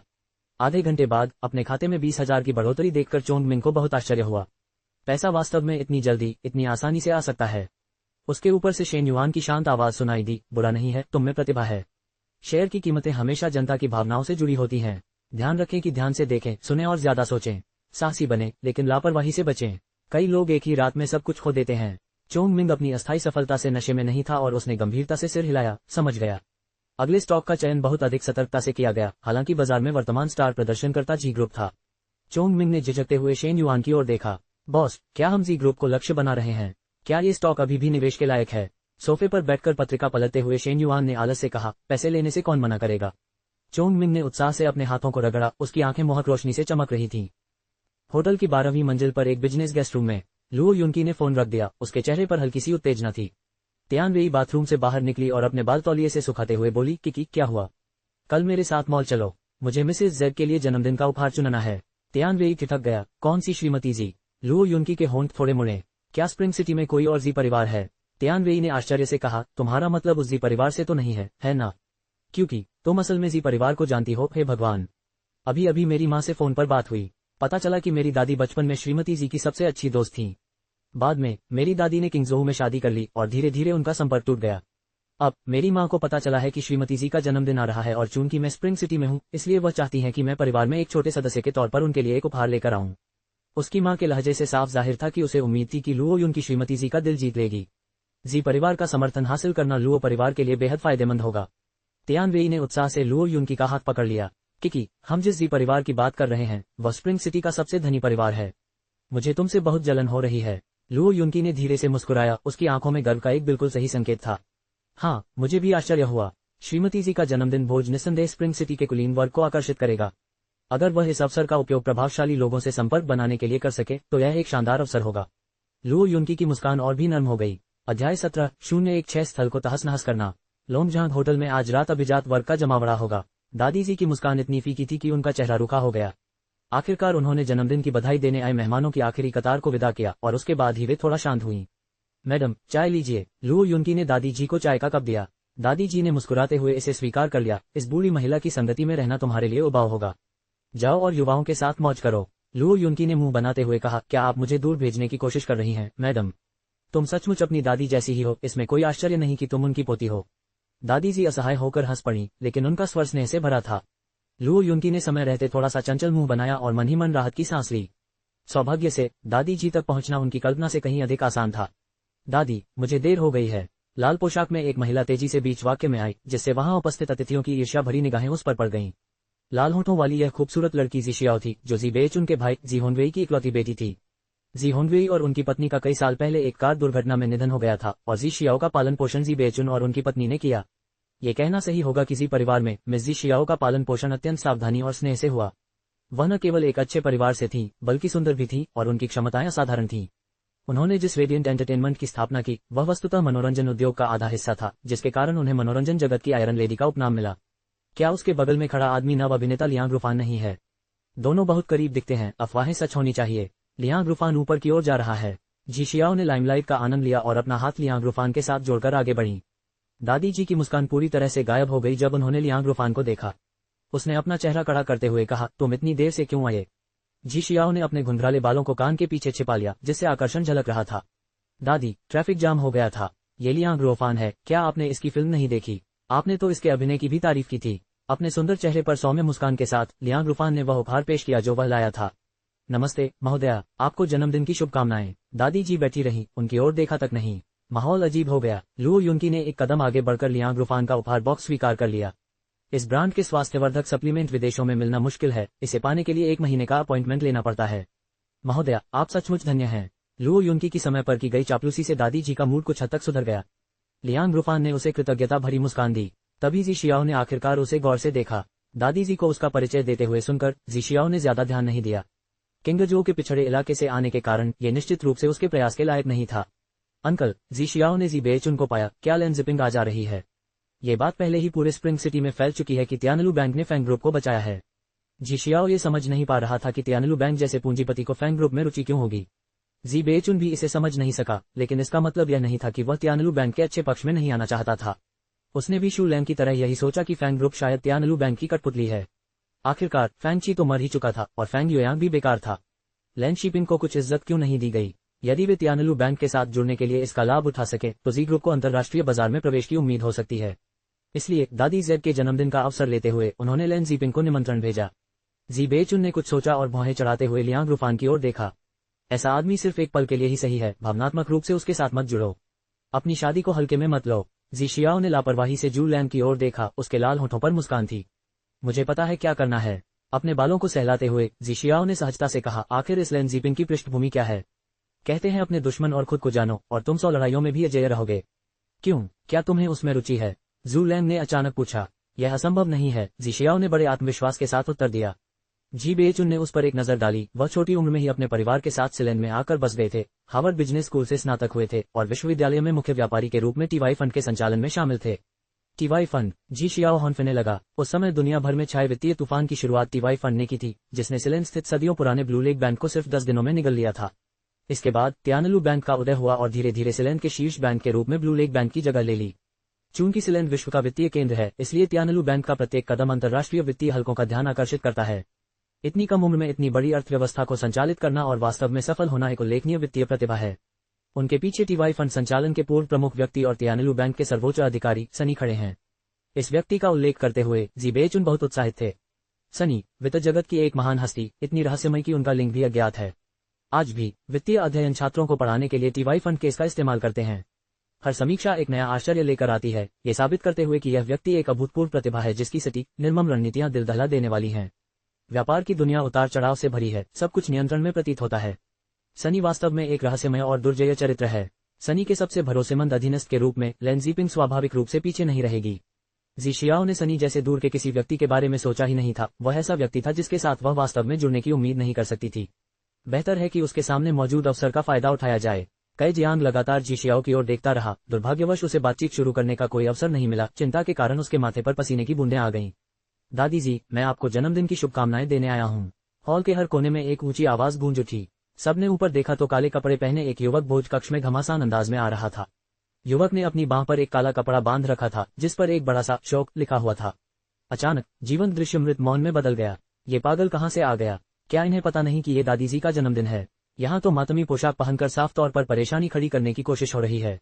दादी जी अंधविश्वासी और पारंपरिक होने के कारण युवक की पोशाक को देखकर क्रोधित हो गईं। उनका बूढ़ा चेहरा लाल हो गया, फिर हरा हो गया, लगभग उनकी सांस फूलने लगी। लू युन की तुरंत नीचे झुकी ताकि दादी जी को सांस लेने में मदद मिल सके। जी बेचुन ने सुरक्षा गार्ड को इशारा किया और फिर गंभीर भाव से बाहर निकल गया। यह जी परिवार का भोज है और मैं तुम्हें इतनी जल्दबाजी में व्यवहार करने की अनुमति नहीं दूंगा। यहाँ से चले जाओ। भीड़ ने भी इसे फेंग युआन के रूप में पहचान लिया। अकेले आकर पार्टी में खलल डालना, इसके लिए हिम्मत चाहिए। ओह बिल्कुल अकेले नहीं, उसके पास एक अंगरक्षक भी है। अध्याय 18:01 एक बुद्धिमान व्यक्ति का मार्गदर्शन। सुरक्षा गार्ड तेजी से आगे बढ़े, लेकिन इससे पहले कि वे फेंग युआन के करीब पहुंच पाते, काले कपड़े पहने लोगों ने उन्हें रोक लिया। यदि फेंग युआन ने दादी जी के जन्मदिन के भोज को बर्बाद कर दिया तो उनमें से कोई भी दोष से बच नहीं पाएगा। दोनों ने एक दूसरे को देखा, उनकी आंखें तीखी हो गईं। दो लोग तो एक आदमी को संभाल ही सकते हैं। जैसे ही वे आगे बढ़ने वाले थे, अचानक एक ठंडी हवा उनके चेहरे से टकराए। अगले ही पल उनकी कलाइयों में तेज दर्द हुआ जो सीधे उनके सिर तक पहुंच गया। काले कपड़े पहने वो आदमी आलस से अपनी बाहें क्रॉस करके खड़ा था, साफ तौर पर फेंग युआन को अपनी बगल में ढकेल रहा था। जो भी उसके पास आने की हिम्मत करता, उसे बख्शा नहीं जाता। एक क्षण में दोनों सुरक्षा गार्ड कांप उठे। जब तक शेन युआन उसके साथ था, फेंग युआन को सुरक्षा की एक अद्वितीय भावना महसूस हुई। उसने अपनी छाती फुला ली और चालाकी से मुस्कुराया, अंकल जी जल्दी मत कीजिए। जब तक सब लोग यहाँ हैं, मैं कुछ घोषणा करना चाहता हूँ। अब से 3 दिन बाद मेरे बुजुर्ग फैंग ची युनमैंग विला में एक श्रद्धांजलि सभा आयोजित करेंगे। अंकल जी, मुझे याद है कि आपने और मेरे पिताजी ने बचपन में साथ मिलकर अपना व्यवसाय शुरू किया था। आप दोनों भाई जैसे थे। क्या आप उन्हें उनकी अंतिम यात्रा पर विदा करना नहीं भूलेंगे? वरना मुझे नहीं लगता कि उन्हें चैन मिल पाएगा। अजीब व्यंग्यात्मक लहजे में मेहमानों को खतरे की आहट महसूस हुई। जी बेचुन का चेहरा गंभीर और डरावना हो गया। फेंग युआन फिर भी अपनी शरारती मुस्कान लिए हुए था। अरे वैसे मेरे पिताजी की मौत कोई दुर्घटना नहीं थी, ये हत्या थी। मेरे पास हत्यारे की पहचान के सबूत पहले से ही मौजूद हैं। बस श्रद्धांजलि सभा में होने वाले कार्यक्रम का इंतजार करो। जी बेचुन की आंखें गहरी हो गईं और थोड़ी सी घबराहट हुई। उस एक वाक्य के कारण मेहमान फुसफुसाने लगे। संदेश पहुंचा दिया गया। सभी लोग कृपया जारी रखें। मुझे आशा है कि मैंने आपका मूड खराब नहीं किया होगा। दादी जी जन्मदिन मुबारक हो। आपको आज जैसे कई और उत्सव साल दर साल मिलते रहें। हाँ, दादी जी ने कुर्सी के हत्थों पर अपने हाथ कस लिए। अगर सारे मेहमान न देख रहे होते तो वह उस बदमाश का मुंह फाड़ने के लिए आगे बढ़ती। अफरा तफरी मचाते हुए फेंग युआन अकड़कर बाहर निकल गया। होटल के बाहर फेंग युआन ने अपनी छाती थपथपाई और गहरी सांस ली। हे भगवान, ये तो बहुत भयानक था। मैंने अभी क्या किया? मैंने अपने पिताजी को शर्मिंदा तो नहीं किया है ना? शेन युआन ने उसकी तरफ देखा। बुरा नहीं है, तुम में अभिनय का हुनर है। बॉस, मैंने वह सब किया जो आपने मुझे करने को कहा था। अब हम क्या करें? फेंग युआन ने उत्साह से पूछा। अब समय है उस खेल का जो हमने उनके लिए तैयार किया है। शेन युआन गर्मजोशी से मुस्कुराया, लेकिन फेंग युआन अचानक कांप उठा क्योंकि उसका उत्साह बढ़ गया था। खेल मेरी विशेषता है। League of Legends, player unknowns, battlegrounds, pentakill. Feng Yuan ने एक क्लासिक गेमिंग पोज दिया। शेन युआन फेंग युआन की अति उत्साही हरकतों से परेशान नहीं हो सका और उसने अपने फोन पर एक संदेश टाइप करने के लिए अपना सिर नीचे कर लिया। सांप के बाहर आने तक प्रतीक्षा करें, फिर योजना के अनुसार आगे बढ़ें। चोंग मिंग ने तुरंत जवाब दिया, समझ गया बॉस। तारांकन, जीजा जी, मुझे लगता है आप ज्यादा सोच रहे हैं। पुलिस ने 3 बार तलाशी ली पर कोई सुराग नहीं मिला। उसके पास सबूत कैसे हो सकता है? वो तो बस झूठ बोल रहा है। फिर भी आज फेंग युआन की हरकतों ने अशांति फैला दी और जी ग्रुप के बारे में जनता की राय पर नकारात्मक प्रभाव डाला। क्या इस बदमाश को पर्दे के पीछे से कोई बुद्धिमान व्यक्ति सलाह दे रहा है? जू लैंग ने अपनी भौहें सिकोड़ ली। क्या ये लैंड जीपिंग हो सकती है? जी बेचुन को साफ तौर पर गहरी चिंताएं थीं। उसने अचानक जू लैंग की तरफ देखा और पूछा, उस वक्त वो मामला तुम ही थे जिसने उसे संभाला था? क्या तुम्हें पूरा यकीन है कि कोई भी बात छूटी नहीं थी? जू लैंग ने आंखें सिकोड़ते हुए कहा, जीजाजी, क्या आप मुझ पर शक कर रहे हैं? जी बेचुन के चेहरे पर उदासी छा गई, लेकिन उसकी आवाज थोड़ी नरम पड़ गई। जाहिर है, मुझे तुम पर शक नहीं है, बस मेरे दिल में एक बेचैनी है। वो लड़का आजकल अपने स्वभाव से हटकर व्यवहार कर रहा है। कौन जाने वो पर्दे के पीछे और क्या क्या योजनाएं बना रहा होगा। शू लैंग ने तिरस्कार से मुस्कुराते हुए कहा, उसके पास क्या चालें हो सकती हैं? शायद लैंड शिपिंग पीछे से कोई साजिश रच रही होगी, लेकिन फिर क्या मकसद साफ नहीं है। जीजाजी, आप तो समझ ही गए होंगे। जी बेचुन ने गहरी भौहें सिकुड़ी और मेज पर मुक्का मारा। हम उसे यह अवसर कतई नहीं दे सकते। जू लैंग अध्ययन कक्ष से बाहर निकला और ऊपर आते हुए जी शियाओ से टकरा गया। जैसे ही जी शियाओ बोलने वाली थी, उसकी पीठ दीवार से टकरा गई क्योंकि उस आदमी के तीव्र और भावुक चुंबन ने उसकी सांस छीन ली। काफी देर बाद जी शियाओ उसकी छाती से टिककर हल्की सांसें लेती हुई झुक गई। हम अभी भी घर पर ही हैं, आप जानते हैं। कोशिश करें कि सब पर बुरा प्रभाव न पड़े। उस आदमी ने उसके बालों की एक लत से खेलते हुए भारी आवाज में पूछा, क्या उस अभिनेता ने तुम्हारे साथ अच्छा व्यवहार किया? पब फ्यूचर विज्ञापन। जी शियाओ ने हाथ पीछे करके हंसते हुए कहा, ईर्ष्यालु हैं हम। कुछ याद करते हुए जी शियाओ ने धीरे से पूछा, क्या आप और अंकल मुझसे कुछ छिपा रहे हैं? कुछ बातें आपके लिए अनजान ही रहना बेहतर है। बस मनोरंजन उद्योग में बने रहिए और मजे कीजिए। इसके अलावा लैंड जिपिंग के साथ खिलवाड़ मत करना। वह ऐसा व्यक्ति नहीं है जिसे तुम उकसा सको। उस आदमी का स्वर ठंडा था, जिसमें सलाह और चेतावनी का मिश्रण था। जी शियाओ ने मुंह बनाया, उसके दिल में कोई चिंता नहीं थी। तुम्हारी ईर्ष्या, यह अप्रतिरोध्य है। शू लैंग ने भौहें चढ़ाई, मुझे जलन नहीं हुई। इससे पहले कि वह अपनी बात पूरी कर पाता, उसके लाल होठों ने उसे चुप करा दिया। होटल का चाबी कार्ड चुपचाप जू लैंग की जैकेट की जेब में चला गया। जू लैंग जी परिवार की हवेली से बाहर निकला और एक कार में बैठ गया। उसकी उंगलियां जेब में रखे की कार्ड से टकरा गईं और उसकी आंखें अंधेरी हो गईं। जी शियाओ के साथ व्यवस्था इतनी नियमित हो गई थी कि वह इसके बारे में शायद ही कभी सोचता था। लेकिन अभी और भी अधिक महत्वपूर्ण मामलों पर ध्यान देना बाकी है। जू लैंग ने अपना फोन निकाला और एक नंबर डायल किया। इस व्यक्ति से छुटकारा पाओ। याद रखो, कोई सबूत नहीं। फोन रखने के बाद जू लैंग ने अपनी कनपटियां रगड़ी, थकावट स्पष्ट थी। उस समय उसने अपने बहनोई के आदेश का पालन किया और हाउसकीपर फैंग को रिश्वत देकर फैंगची को जहर दे दिया, जिससे यह एक दुर्घटना का रूप ले लिया। सब कुछ त्रुटिरहित ढंग से संपन्न हो गया था और उसने सोचा कि अब सब खत्म हो गया। लेकिन आज रात फैंग युयांग ने भोज में हंगामा खड़ा कर दिया। कल तक स्प्रिंग सिटी फैंगची की मौत की चर्चा से गूंज उठेगी। Pub future ads. Zhu Lang को जी बेचुन का पुराना रूप याद आया और वह ठंडी हंसी हंसने लगा। चाहे वे आंतरिक रूप से कितने भी संघर्षरत क्यों न हो, अब उन्हें बाहरी खतरों के खिलाफ एकजुट होना ही था। हाउसकीपर फैंग को स्पष्ट रूप से जीवित रहने की अनुमति नहीं दी जा सकती थी। रात 2 बजे जू लैंग को पुष्टिकरण प्राप्त हुआ। एक औरत का कोमल शरीर उससे सट गया। हनी, संतोषजनक अपडेट से उन्हें आराम मिला। वह करवट बदल गया, उसकी आवाज उदासीन थी, मैं थक गया हूँ। जल्दी सो जाओ। उसकी पीठ पीछे उसकी आंखें विषैली हो गईं। तारांकन। 3 दिन बाद युनमैंग विला के विदाई हॉल में औपचारिक पोशाक पहने फैंग युयांग ने अपने मित्रों और परिवार के सदस्यों, जिनमें फैंगची के कई पूर्व सहयोगी और सहयोगी भी शामिल थे, से शोकपूर्ण अभिव्यक्ति के साथ संवेदनाएं स्वीकार की। जब जी बेचुन और जू लैंग एक के बाद एक प्रवेश करते हैं, तो पहले से ही शांत हॉल पूरी तरह से शांत हो जाता है। हर नजर में संदेह और जिज्ञासा थी, जो जी बेचुन को निशाना बना रही थी। पिछले 3 दिनों से स्प्रिंग सिटी में सबसे व्यापक अफवाह सेलिब्रिटी गपशप नहीं बल्कि फैंगची की मौत का कारण थी। यह एक हत्या है, दुर्घटना नहीं। जहां तक हत्यारे का सवाल है, जी बेचुन शांतिपूर्वक फैंगची के चित्र के पास गए और प्रोटोकॉल के अनुसार झुके। उनका धैर्य अप्रतिम था। लोगों को संदेह होने लगा, यदि वह वास्तव में हत्यारा था, तो क्या वह फैंगची को सम्मान देते समय भी इतना बेफिक्र रह सकता था? असंभव। जी बेचुन ने फैंग युयांग के पास जाकर एक ईमानदार, बड़े से स्वर में कहा, युयांग, मेरी संवेदना। अगर भविष्य में आपको मदद की जरूरत हो तो मुझे बताइएगा। मैं हर संभव मदद करूंगा। और कौन हिम्मत करेगा कि मिस्टर जी का नाम खराब करे, उन्हें हत्यारा कहे? कितनी बेतुकी बात है, कितनी हास्यास्पद बात है। मिस्टर जी कितने अच्छे इंसान हैं। चलो गोली को कुछ देर और चलने दें। अपने आसपास की दबी हुई बड़बड़ाहट को सुनकर शू लैंग के होठों पर एक संक्षिप्त व्यंग्यात्मक मुस्कान उभर आए। तभी बाहर से कुछ लोग हॉल में घुस आए। दरवाजे के पास खड़े मेहमान उस आदमी को अपनी ओर आते देखकर चौंक गए। कैप्टन जियांग, मैं कैप्टन जियांग हूँ। स्वर ऐसा था मानो उन्होंने स्वयं राजा यांग को देखा हो, जो भय से भरा हुआ था। यही है। हाउसकीपर फैंग ने नाराजगी और खुशी के मिश्रण के साथ जू लैंग की ओर इशारा किया। यही वह है जिसने मुझे फैंगची को जहर देने का आदेश दिया था। अध्याय 19:08 खेल शुरू होता है। जू लैंग का चेहरा अचानक काला पड़ गया। 2 पुलिस अधिकारी तेजी से आगे बढ़े और शू लैंग के हाथ पकड़ लिए। जी बेचुन ने गंभीर भाव से तेजी से आ रहे जियांग चेन्यान को देखा और ठंडे स्वर में कहा, कैप्टन जियांग, मुझे लगता है कि यहाँ कुछ गलतफहमी हुई होगी। हालांकि जू लैंग की नजर हाउसकीपर फैंग पर टिकी हुई थी। हाउसकीपर फैंग ने फैंगची के चित्र के सामने गिरकर फूट फूट कर रोना शुरू कर दिया। सर, यह मेरी अपनी मूर्खता थी जो उस खलनायक के धोखे में आ गई और जिसके कारण ये बड़ी विपत्ति आई। मैं 1000 बार मरने का हकदार हूँ। यदि कोई उसे बचाने न आता तो शायद जू लैंग ने उसे पहले ही चुप करा दिया होता। अगर वह मर भी गया तो वह जू लैंग को भी अपने साथ नीचे खींच लेगा। ये वास्तव में आप थे। फेंग यूयांग अचानक आगे बढ़ा, जूलैंग को कॉलर से पकड़ लिया और जूलैंग के सुंदर चेहरे पर एक मुक्का मारा।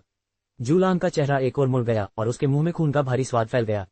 उसने ठंडी हंसी निकाली, अपना सिर उठाया और फेंग यूयांग को घूरते हुए कहा, यदि आप किसी की निंदा करना चाहते हैं तो आप हमेशा आरोप लगा सकते हैं। मैं तुम्हें मार डालूंगा। फेंग यूयांग दहाड़ा, उसकी आंखें लाल हो गईं। जियांग चेन्यान ने फेंग यूयांग की बांह पकड़ी और उसे एक तरफ खींच लिया। तभी उसने जी बेचुन की ओर धार्मिक शब्दों में देखा, श्रीमान जी, मुझे एक रिपोर्ट मिली है कि जूलैंग पर फेंगची के खिलाफ साजिश रचने और सबूतों को छिपाने के लिए गवाहों को चुप कराने का संदेह है। इस मामले का प्रभाव बहुत बुरा है और मृतक का नाम साफ करने के लिए मुझे उम्मीद है कि श्रीमान जी पुलिस जांच में सहयोग करेंगे। जियांग चेन्यान, जो एक पुलिसकर्मी परिवार में जन्मे थे, निष्पक्ष और ईमानदार थे। कई वर्षों तक उन्होंने अपराध विरोधी मोर्चे पर काम किया था और आपराधिक जांच और पूछताछ में उत्कृष्ट प्रदर्शन किया था। अपने करियर की शुरुआत से लेकर अब तक उन्हें कभी भी गलत दोषसिद्धि नहीं मिली थी। मामला चाहे कितना भी जटिल क्यों न हो, वे सच्चाई उजागर कर सकते थे। उन्हें स्प्रिंग सिटी में पुनर्जन्म लेने वाले ब्लू स्काई के रूप में सम्मानित किया जाता है। उसका शरीर हृष्ट-पुष्ट था, उसका चेहरा भयानक था और उसकी चील जैसी आंखें तेज और पैनी थीं, जो झूठ और धोखे को आसानी से काट देती थी, मानो कोई भी विश्वासघाती साजिश उसकी नजर से बच नहीं सकती थी। उनके शब्दों ने जी बेचुन को अवाक कर दिया। Ads by pub future ads. यदि वह बाधा डालता है तो वह भी सहयोगी होगा। जैसे ही जी बेचुन हिचकिचाया, जूलैंग को पुलिस ने पकड़ लिया। जैसे ही वह हॉल से बाहर निकलने वाला था, जूलैंग ने जी बेचुन की ओर देखा। जब उनकी नजरें मिली तो दोनों के सामने कुछ कौंध गया। युवा स्वामी, मैंने आपके साथ अन्याय किया है। आगे बढ़िए, मुझे मारिए, मुझे डांटिए। हाउसकीपर फेंग यूयांग के सामने घुटनों के बल बैठ गया, लगातार अपने चेहरे पर थप्पड़ मार रहा था। उसके आंसू और नाक से दयनीय रूप से पानी बह रहा था, लेकिन किसी भी दर्शक को उस पर दया नहीं आई। फेंग यूयांग ने उसे जोर से लात मारी, दूर हो जाओ, मेरे पिता के अंतिम संस्कार कक्ष को अपवित्र मत करो। हाउसकीपर फेंग एक बार जमीन पर लुढ़क गया, पुलिस ने उसे हथकड़ी लगा दी और अपमानित करके ले जाया गया। अंतिम संस्कार कक्ष इतना शांत था कि पिन गिरने की आवाज भी सुनी जा सकती थी। जी बेचुन अब और नहीं रुक सका और बिना कोई बहाना ढूंढे जल्दी से चला गया। मेहमान एक दूसरे को देखने लगे। शायद स्प्रिंग सिटी के ऊपर का आसमान बदलने वाला था। फेंग यूयांग वहां गया, फेंगची का चित्र उठाया और उसे अपनी आस्तीन से पहुंच दिया। पिताजी, मैं आपका बदला लूंगा। मैं आपको नुकसान पहुंचाने वालों में से एक को भी नहीं छोड़ूंगा। फेंग यूयांग की ठंडी और निर्दयी आवाज सुनकर हर कोई अंदर से कांप उठा। ये बच्चा सचमुच खड़ा हो गया। मेहमानों के जाने के बाद शेन्युआन पीछे के हॉल से बाहर आया और उसने फेंग यूयांग की ओर देखा, जो जमीन पर घुटनों के बल बैठा था। खेल शुरू हो गया है। तारांकन। जी बेचुन जल्दी से युनमैंग विला से बाहर निकल गया और कार में आहें भरने से खुद को रोक नहीं सका। Ads by pub future ads. जूलैंग बहुत सावधान था और भरोसेमंद तरीके से काम करता था। जी बेचुन ने हमेशा उस पर भरोसा किया था। अप्रत्याशित रूप से हाउसकीपर फेंग के कारण ये सब बिखर गया। अब सबसे जरूरी काम जूलांग को इससे बाहर निकालना था। जी बेचुन ने अपने सभी संपर्कों को जुटाया। जियांग चेन्यान का नाम सुनते ही सबने फोन काट दिया। जी बेचुन ने कभी भी जियांग चेन्यान के साथ व्यवहार नहीं किया था और अचानक उसे एहसास हुआ कि जियांग चेन्यान उसके नियंत्रण से बहुत दूर था। जैसे कि फेंगची की मौत के परिणाम पहले ही उसकी उम्मीदों से कहीं अधिक हो चुके थे। ये सब फेंग यूयांग जैसे एक साधारण लड़के की पहुंच से बहुत परे था। क्या ऐसा हो सकता है कि सचमुच कोई उसे पीछे से सलाह दे रहा हो? जी बेचुन निष्क्रिय बैठने वालों में से नहीं थे और एक पल के लिए विचार करने के बाद उन्होंने अपना फोन निकाला और कॉल किया। 20 मिनट बाद मिंग्यूती हाउस के एक निजी कमरे में बोजियाओ ने दरवाजा खोला और अंदर चला गया और जी बेचुन जल्दी से खड़ा हो गया। आगे बढ़ो, तुम्हें मुझसे क्या चाहिए? बोजियाओ बैठ गया और अपने लिए एक बड़ा कप चाय बनाई। जी बेचुन ने एक पल के लिए हिचकिचाहट की और जूलैंग की गिरफ्तारी की परिस्थितियों को याद किया। बोजियाओ ने व्यंग्य किया और चाय का कप धमाके के साथ नीचे रख दिया और जी बेचुन सहज रूप से सिहर गया। आपको मेरी मदद करनी होगी, वरना मुझे सचमुच नहीं पता कि क्या करना है। मैंने शुरू में ही तुमसे कहा था कि मेरे लोगों को इसे संभालने दो। तुमने उसी का इस्तेमाल करने पर जोर दिया और अब देखो, मुसीबत आ गई है। जी बेचुन को पछतावा हुआ। सच तो यह है कि उसने कभी भी शूलांग पर पूरी तरह से भरोसा नहीं किया था। यही कारण है कि उसने जानबूझकर फेंगची का मामला शूलांग को सौंप दिया ताकि उसे फंसाया जा सके।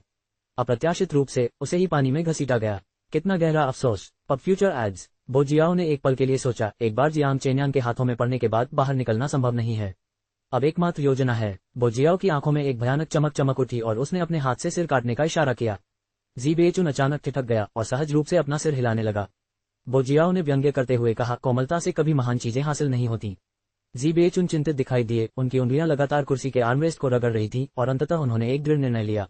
बहुत अच्छा, तो मैं तुम्हें परेशान करूंगा। इस समय सहायक ने दरवाजा खटखटाया, अनुमति प्राप्त की और जल्दी से अंदर चला गया। बोजियाओ के बगल में एक बड़ा काला बैग रखकर झुक गया और शुरू से अंत तक उन दोनों को देखे बिना ही चला गया। प्रशंसा का एक छोटा सा प्रतीक। बोजियाओ ने संतुष्टि में सिर हिलाते हुए उसे उठाया। खबर का इंतजार करो। चाय घर से बाहर निकलकर बोजियाओ ने बैग अपने अधीनस्थ को सौंप दिया। इसे हमेशा की तरह संभालो। अधीनस्थ एक क्षण के लिए हिचकिचाया, साहब, कुछ दिन पहले मनी एक्सचेंज पर छापा पड़ा था। बोजियाओ ने भौहें चढ़ाई। ये कितना दुर्भाग्यपूर्ण है। वर्तमान में बाहरी संचलन के लिए सबसे सुविधाजनक और तेज तियानलू बैंक है। क्या आप चाहते हैं? बोजियाओ ने निश्चित रूप से तियानलू बैंक की प्रतिष्ठा के बारे में सुना था, तो फिर इसे तियानलू बैंक को ही संभालने दो। इसके अलावा प्रभारी व्यक्ति की भी जांच करो। बैठक की व्यवस्था करना आवश्यक हो सकता है। हाँ, मैं तुरंत इसका ध्यान रखूंगा। बोजियाओ ने जूलैंग को लक्ष्य करके योजना बनाने के लिए एक अन्य अधीनस्थ को बुलाया। पिटी ग्रुप का नेटवर्क दुनिया भर में फैला हुआ था। छोटे से स्प्रिंग सिटी में भी उसके अधीन सैकड़ों लोग थे। पिटी में शामिल होने वाले भाड़े के सैनिकों की वफादारी बहुत ज्यादा थी। उनकी जिंदगी पूरी तरह से उसके नियंत्रण में थी, जिससे बोजियाओ को विश्वासघात की कोई चिंता नहीं रहती थी। उन्होंने शीघ्रता से एक सावधानीपूर्वक योजना तैयार की, कार्मिकों की नियुक्ति को अंतिम रूप दिया और कार्यों का वितरण किया। ये सब करने के बाद ही उसे अचानक कुछ याद आया और उसने पिटी सिस्टम खोला। मैसेज बार में परसों भेजा गया एक संदेश था। इसमें डेनहुआन के बारे में वह सारी जानकारी थी जो वह चाहता था। आंकड़ों से पता चला कि डेनहुआन 5 साल पहले पिटी में शामिल हुआ था। पहले वर्ष के मूल्यांकन में कक्षा सी में आगे बढ़ा, कभी कोई कार्य स्वीकार नहीं किया और उसके पास अनुभव का एक खाली रिकॉर्ड था। इसके अलावा व्यक्तिगत जानकारी कानूनी समूह के पास थी, जो अन्य सभी नेताओं से ऊपर था। किसी को भी इसे देखने का अधिकार नहीं था। ऐसा परिणाम स्पष्ट रूप से वह नहीं था जो बोजियाओ चाहता था। अंततः उनका इरादा डेनहुआन के साथ हिसाब बराबर करने का था, लेकिन फिलहाल मौजूदा समस्याओं को सुलझाना अधिक महत्वपूर्ण था। अध्याय 20:01 समूह के नए शेयरधारक। कैप्टन जियांग, यह आदमी बहुत ही कठोर है। इससे कुछ भी हासिल करना मुश्किल है। जियांग चेन्यान ने इलेक्ट्रॉनिक स्क्रीन पर नजर डाली और देखा कि जूलैंग पूछताछ कक्ष में अकेले बैठा है। उनकी मानसिक क्षमता मजबूत थी, साधारण पूछताछ तकनीकें उन पर बेकार थीं। कल फैंग कियांग जल्दी से उसके पास आया और दावा किया कि कोई उसे मारना चाहता है और उसने शूलैंग पर फैंगची को जहर देने का निर्देश देने का आरोप लगाया। जियांग चेन्यान ने स्वाभाविक रूप से पिछले 2 दिनों में फैंगची की मौत के कारण के बारे में अफवाहें सुनी थी और पहले से ही संदिग्ध होने के कारण उन्होंने इस पर बारीकी से ध्यान दिया। जियांग चेन्यान ने तुरंत निर्णय लिया, फैंग कियांग को पूछताछ के लिए बुलाओ। अधिकारी, मैंने सब कुछ कबूल कर लिया है। क्या इसे आत्मसमर्पण माना जाएगा? क्या मुझे हल्की सजा मिल सकती है? जियांग चेन्यान ने एक बैग में बंद कपड़े के टुकड़े का कोना पकड़ा हुआ था। हल्के नीले रंग के कपड़े पर पानी के निशान के हल्के निशान दिख रहे थे। परीक्षण के परिणाम आ गए हैं। ये वास्तव में डिगोक्सिन अर्क है, लेकिन केवल यही जूलैंग को दोषी ठहराने के लिए पर्याप्त नहीं है। फैंग कियांग स्तब्ध और अविश्वास से भर गया। क्या मेरी गवाही काफी नहीं है? ये सबूत सिर्फ तुम्हारा अपराध साबित करते हैं, शूलैंग का नहीं। समझे? फैंग कियांग ऐसा लग रहा था जैसे वह किसी कठिन परीक्षा से गुजर रहा हो। मैं तो उत्सुक हूँ। जियांग चेन्यान की आंखें गहरी हो गईं। आपने उस व्यक्ति के खिलाफ कोई सबूत भी नहीं छोड़ा जिसने आपको हत्या करने का निर्देश दिया था। तो फिर घटना के बाद अपराध स्थल पर ये सबूत कैसे मिले? आखिरकार पुलिस ने 3 बार तलाशी ली और कुछ नहीं मिला। आप इसे कैसे समझाएंगे? जैसे ही उसका स्वर तीव्र हुआ, जियांग चेन्यान ने अचानक अपना हाथ मेज पर पटक दिया। फैंग कियांग डर से पीला पड़ गया और बेकाबू होकर कांपने लगा। उसका मुंह खुला का खुला रह गया और उसकी आंखों में भय और अनिश्चितता झलकने लगी। तारांकन। पूछताछ कक्ष से बाहर निकलते हुए जियांग चेन्यान ने एक सिगरेट निकाली। उसका अधीनस्थ उसे जलाने ही वाला था कि जियांग चेन्यान ने भौहें चढ़ाकर पूछा, आप क्या कर रहे हैं? अधीनस्थ व्यक्ति ठिठक गया और उसने तुरंत अपना हाथ वापस खींच लिया। कैप्टन जियांग, आप हमेशा की तरह समझदार हैं। अगर फैंग कियांग ने जो कहा वह सच है, तो किसी ने उसे बचाया और सबूत दिए। वह व्यक्ति बहुत संदिग्ध है ना? क्या वे शूलैंग को दुश्मन के रूप में फंसाने की कोशिश कर रहे हैं? ये संभव है, लेकिन आपराधिक जांच में आपको मुद्दों पर द्वंद्वात्मक रूप से विचार करना चाहिए। इसके पीछे रहस्यमय व्यक्ति के 2 उद्देश्य हैं। पहला, उन्होंने शूलैंग के लिए एक जाल बिछाया है जिसमें वे फंस जाएं। दूसरा, वे फैंगची के लिए न्याय चाहते हैं। अन्यथा फैंगची की मौत के पीछे का सच कभी सामने नहीं आ सकता। तो वे भी अच्छे इंसान हो सकते हैं। जियांग चेन्यान मुस्कुराया, उसकी आंखों में उपहास का भाव था। कोई व्यक्ति अच्छा है या बुरा, ये केवल दृष्टिकोण का मामला है। जियांग चेन्यान वर्षों से मामलों को संभाल रहे थे। हालांकि उनके कौशल उल्लेखनीय थे, लेकिन वे अपनी गहरी समझ पर ज्यादा भरोसा करते थे। रहस्यमय व्यक्ति के इरादे इतने सरल नहीं थे। हो सकता है कि इसके पीछे कोई और योजना हो। जल्द ही असली इरादा सामने आ जाएगा। कैप्टन, दोपहर के भोजन का समय हो गया है। आप क्या खाना चाहेंगे? मैं जियाओ वांग से ऑर्डर करवाता हूँ। एक पुलिसकर्मी भोजन की ट्रे लेकर जियांग चेन्यान से कंधा मिलाते हुए वहां से गुजरा। जियांग चेन्यान जवाब देने ही वाला था कि उसे कुछ सूझा। उसकी नजरें एकाग्र हो गईं और वह अचानक पलट गया। अधिकारी ने फैंग कियांग के पूछताछ कक्ष का दरवाजा खोला और अंदर चला गया। उनके अधीनस्थ ने उनकी रुचि को देखते हुए सहजता से बताया, संदिग्ध को भोजन पहुंचाया जा रहा है। भोजन की जांच एक विशेषज्ञ द्वारा की गई है, इसलिए आप निश्चिंत रह सकते हैं। अधिकारी फैंग कियांग के पूछताछ कक्ष से बाहर निकला और बचे हुए भोजन की ट्रे लेकर उस कमरे में प्रवेश किया जहां जूलैंग को हिरासत में लिया गया था। जियांग चेन्यान ने अपनी भौहें सिकोड़ ली। उसके दिमाग में कुछ चल रहा था और वह तेजी से आगे बढ़ा और सीधे जूलैंग के पूछताछ कक्ष की ओर बढ़ गया। अरे नहीं, कुछ गंभीर होने वाला है, उसके अधीनस्थ ने घबरा कर कहा और तुरंत उसके पीछे चला गया। तारांकन। जी बेचुन कंपनी में उत्सुकता से समाचार का इंतजार कर रहे थे। श्री जी, शेयरधारक आ गए हैं, सचिव रिपोर्ट देने के लिए आए। जी ग्रुप के शेयर मूल्य पर असर पड़ा था, जिसके कारण शेयरधारकों ने बोर्ड की बैठक बुलाई और उनसे स्पष्टीकरण मांगा। ये बूढ़े लोग उसे नीचे गिराने का कोई भी मौका हड़प लेते हैं। जी बेचुन की अभिव्यक्ति गंभीर हो गई। वह उन्हें यह अवसर कभी नहीं देगा। Pub future ads. औपचारिक पोशाक पहने जी बेचुन बोर्ड मीटिंग में शामिल हुए। उन्हें देखकर उनके पुराने अधिकार से भयभीत वे अनुभवी चालाक लोग चुप हो गए। जैसे ही जी बेचुन बोलने वाला था, अचानक एक हंसने वाली आवाज गूंजी। क्या मैं देर से आया हूँ? जी बेचुन भून गया, उसकी तीखी नजर दरवाजे पर खड़े व्यक्ति पर पड़ी। शेयरधारकों ने उत्सुकता से उसकी जांच की। वह एक बहुत ही दुबला पतला युवक था, जिसके सुनहरे सुनहरे बाल थे, त्वचा गोरी थी, उसकी नाक पर धूप का चश्मा लगा हुआ था, जो उसके चेहरे के लगभग आधे हिस्से को ढक रहा था। उन्होंने भूरे रंग की प्रिंटेड लेदर जैकेट और हल्के नीले रंग की चौड़ी जीन्स पहनी हुई थी, और पैरों में कस्टम कैनवास के जूते पहने हुए थे, जो उनके दुबले पतले और लंबे कद को दर्शा रहे थे। दरवाजे की चौखट पर टिके हुए उन्होंने अपनी बाहें क्रॉस करके रखी थीं, जो सहज लेकिन परिष्कृत, ट्रेंडी लेकिन परिष्कार से रहित लग रहे थे। पहली नजर में वह बहुत ही तेजस्वी लग रहे थे, मानो कहीं से कोई बड़ी हस्ती आए हों। एक शेयरधारक ने पूछा, क्या आप गलत जगह पर आ गए हैं? वह आदमी अंदर आया और जी बेचुन के दाहिने हाथ की ओर खाली सीट पर बैठ गया। जी बेचुन की पुतलियां थोड़ी सिकुड़ गईं। शेयरधारकों के लिए बैठने की व्यवस्था अर्थपूर्ण थी, वे जितने अधिक निकट बैठते थे, उनके पास उतने ही अधिक शेयर होते थे।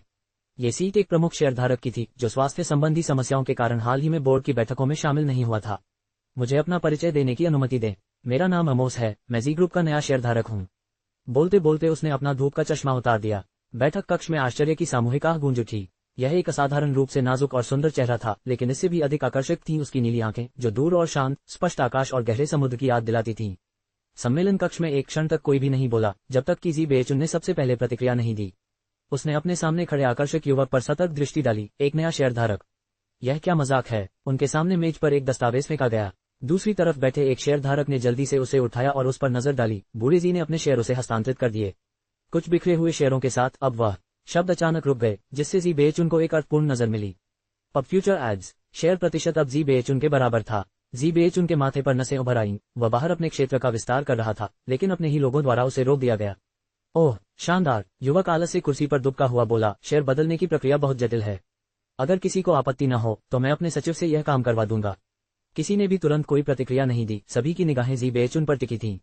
यह अचानक प्रकट हुआ युवक स्पष्ट रूप से जी बेचुन के लिए अतुलनीय था, जिसने दशकों तक जी समूह को नियंत्रित किया था। महत्वपूर्ण क्षणों में भी लोगों को पता था कि क्या महत्वपूर्ण है। जी बेचुन ने व्यंग्यपूर्वक कहा, मैं असहमत हूँ। उपनियमों में संशोधन के लिए अध्यक्ष के हस्ताक्षर की आवश्यकता थी, और जी बेचुन की सहमति के बिना परिवर्तन आगे नहीं बढ़ सकते थे। युवक ने भौहें उठाईं और हल्के से मुस्कुराया। श्रीमान जी, जल्द ही आपकी कोई बात नहीं सुनी जाएगी। जी बेचुन का चेहरा लाल हो गया। गुस्से से घूरते हुए युवक अपने आप को अधिक मता को। तभी किसी ने मीटिंग रूम का दरवाजा खटखटाया। जब जियांग चेन्यान अंदर आया तो जी बेचुन का दिमाग एक भनभनाहट से खाली हो गया। पूरा बैठक कक्ष गतिविधि से गूंज उठा।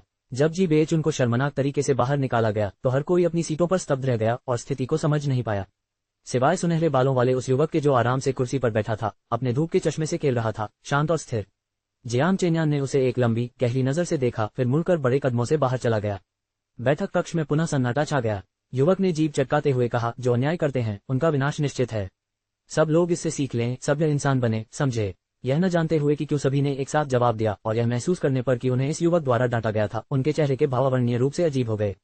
ठीक है, अब हम नए अध्यक्ष पद के उम्मीदवार पर चर्चा करेंगे। अदृश्य रूप से वह किसी तरह शेयरधारकों के लिए रीढ़ की हड्डी बन गए थे। शेयरधारक एक दूसरे को देखने लगे, उस युवक के पहले के रहस्यमय शब्दों और उसके बाद जी बेचुन को जांच के लिए ले जाए जाने की घटना को याद करते हुए। ऐसा लग रहा था कि यह संयोग नहीं था। उन्होंने सुनहरे बालों वाले उस युवक को देखा, सचमुच जवान, सचमुच सुंदर। फिर भी इस क्षण उनमें गहन गहराई का भाव था। स्पष्टतः वह पूरी तैयारी के साथ आया था। आगे की कहानी सुनाने के लिए वी एम स्टोरी वर्ल्ड को सब्सक्राइब करो।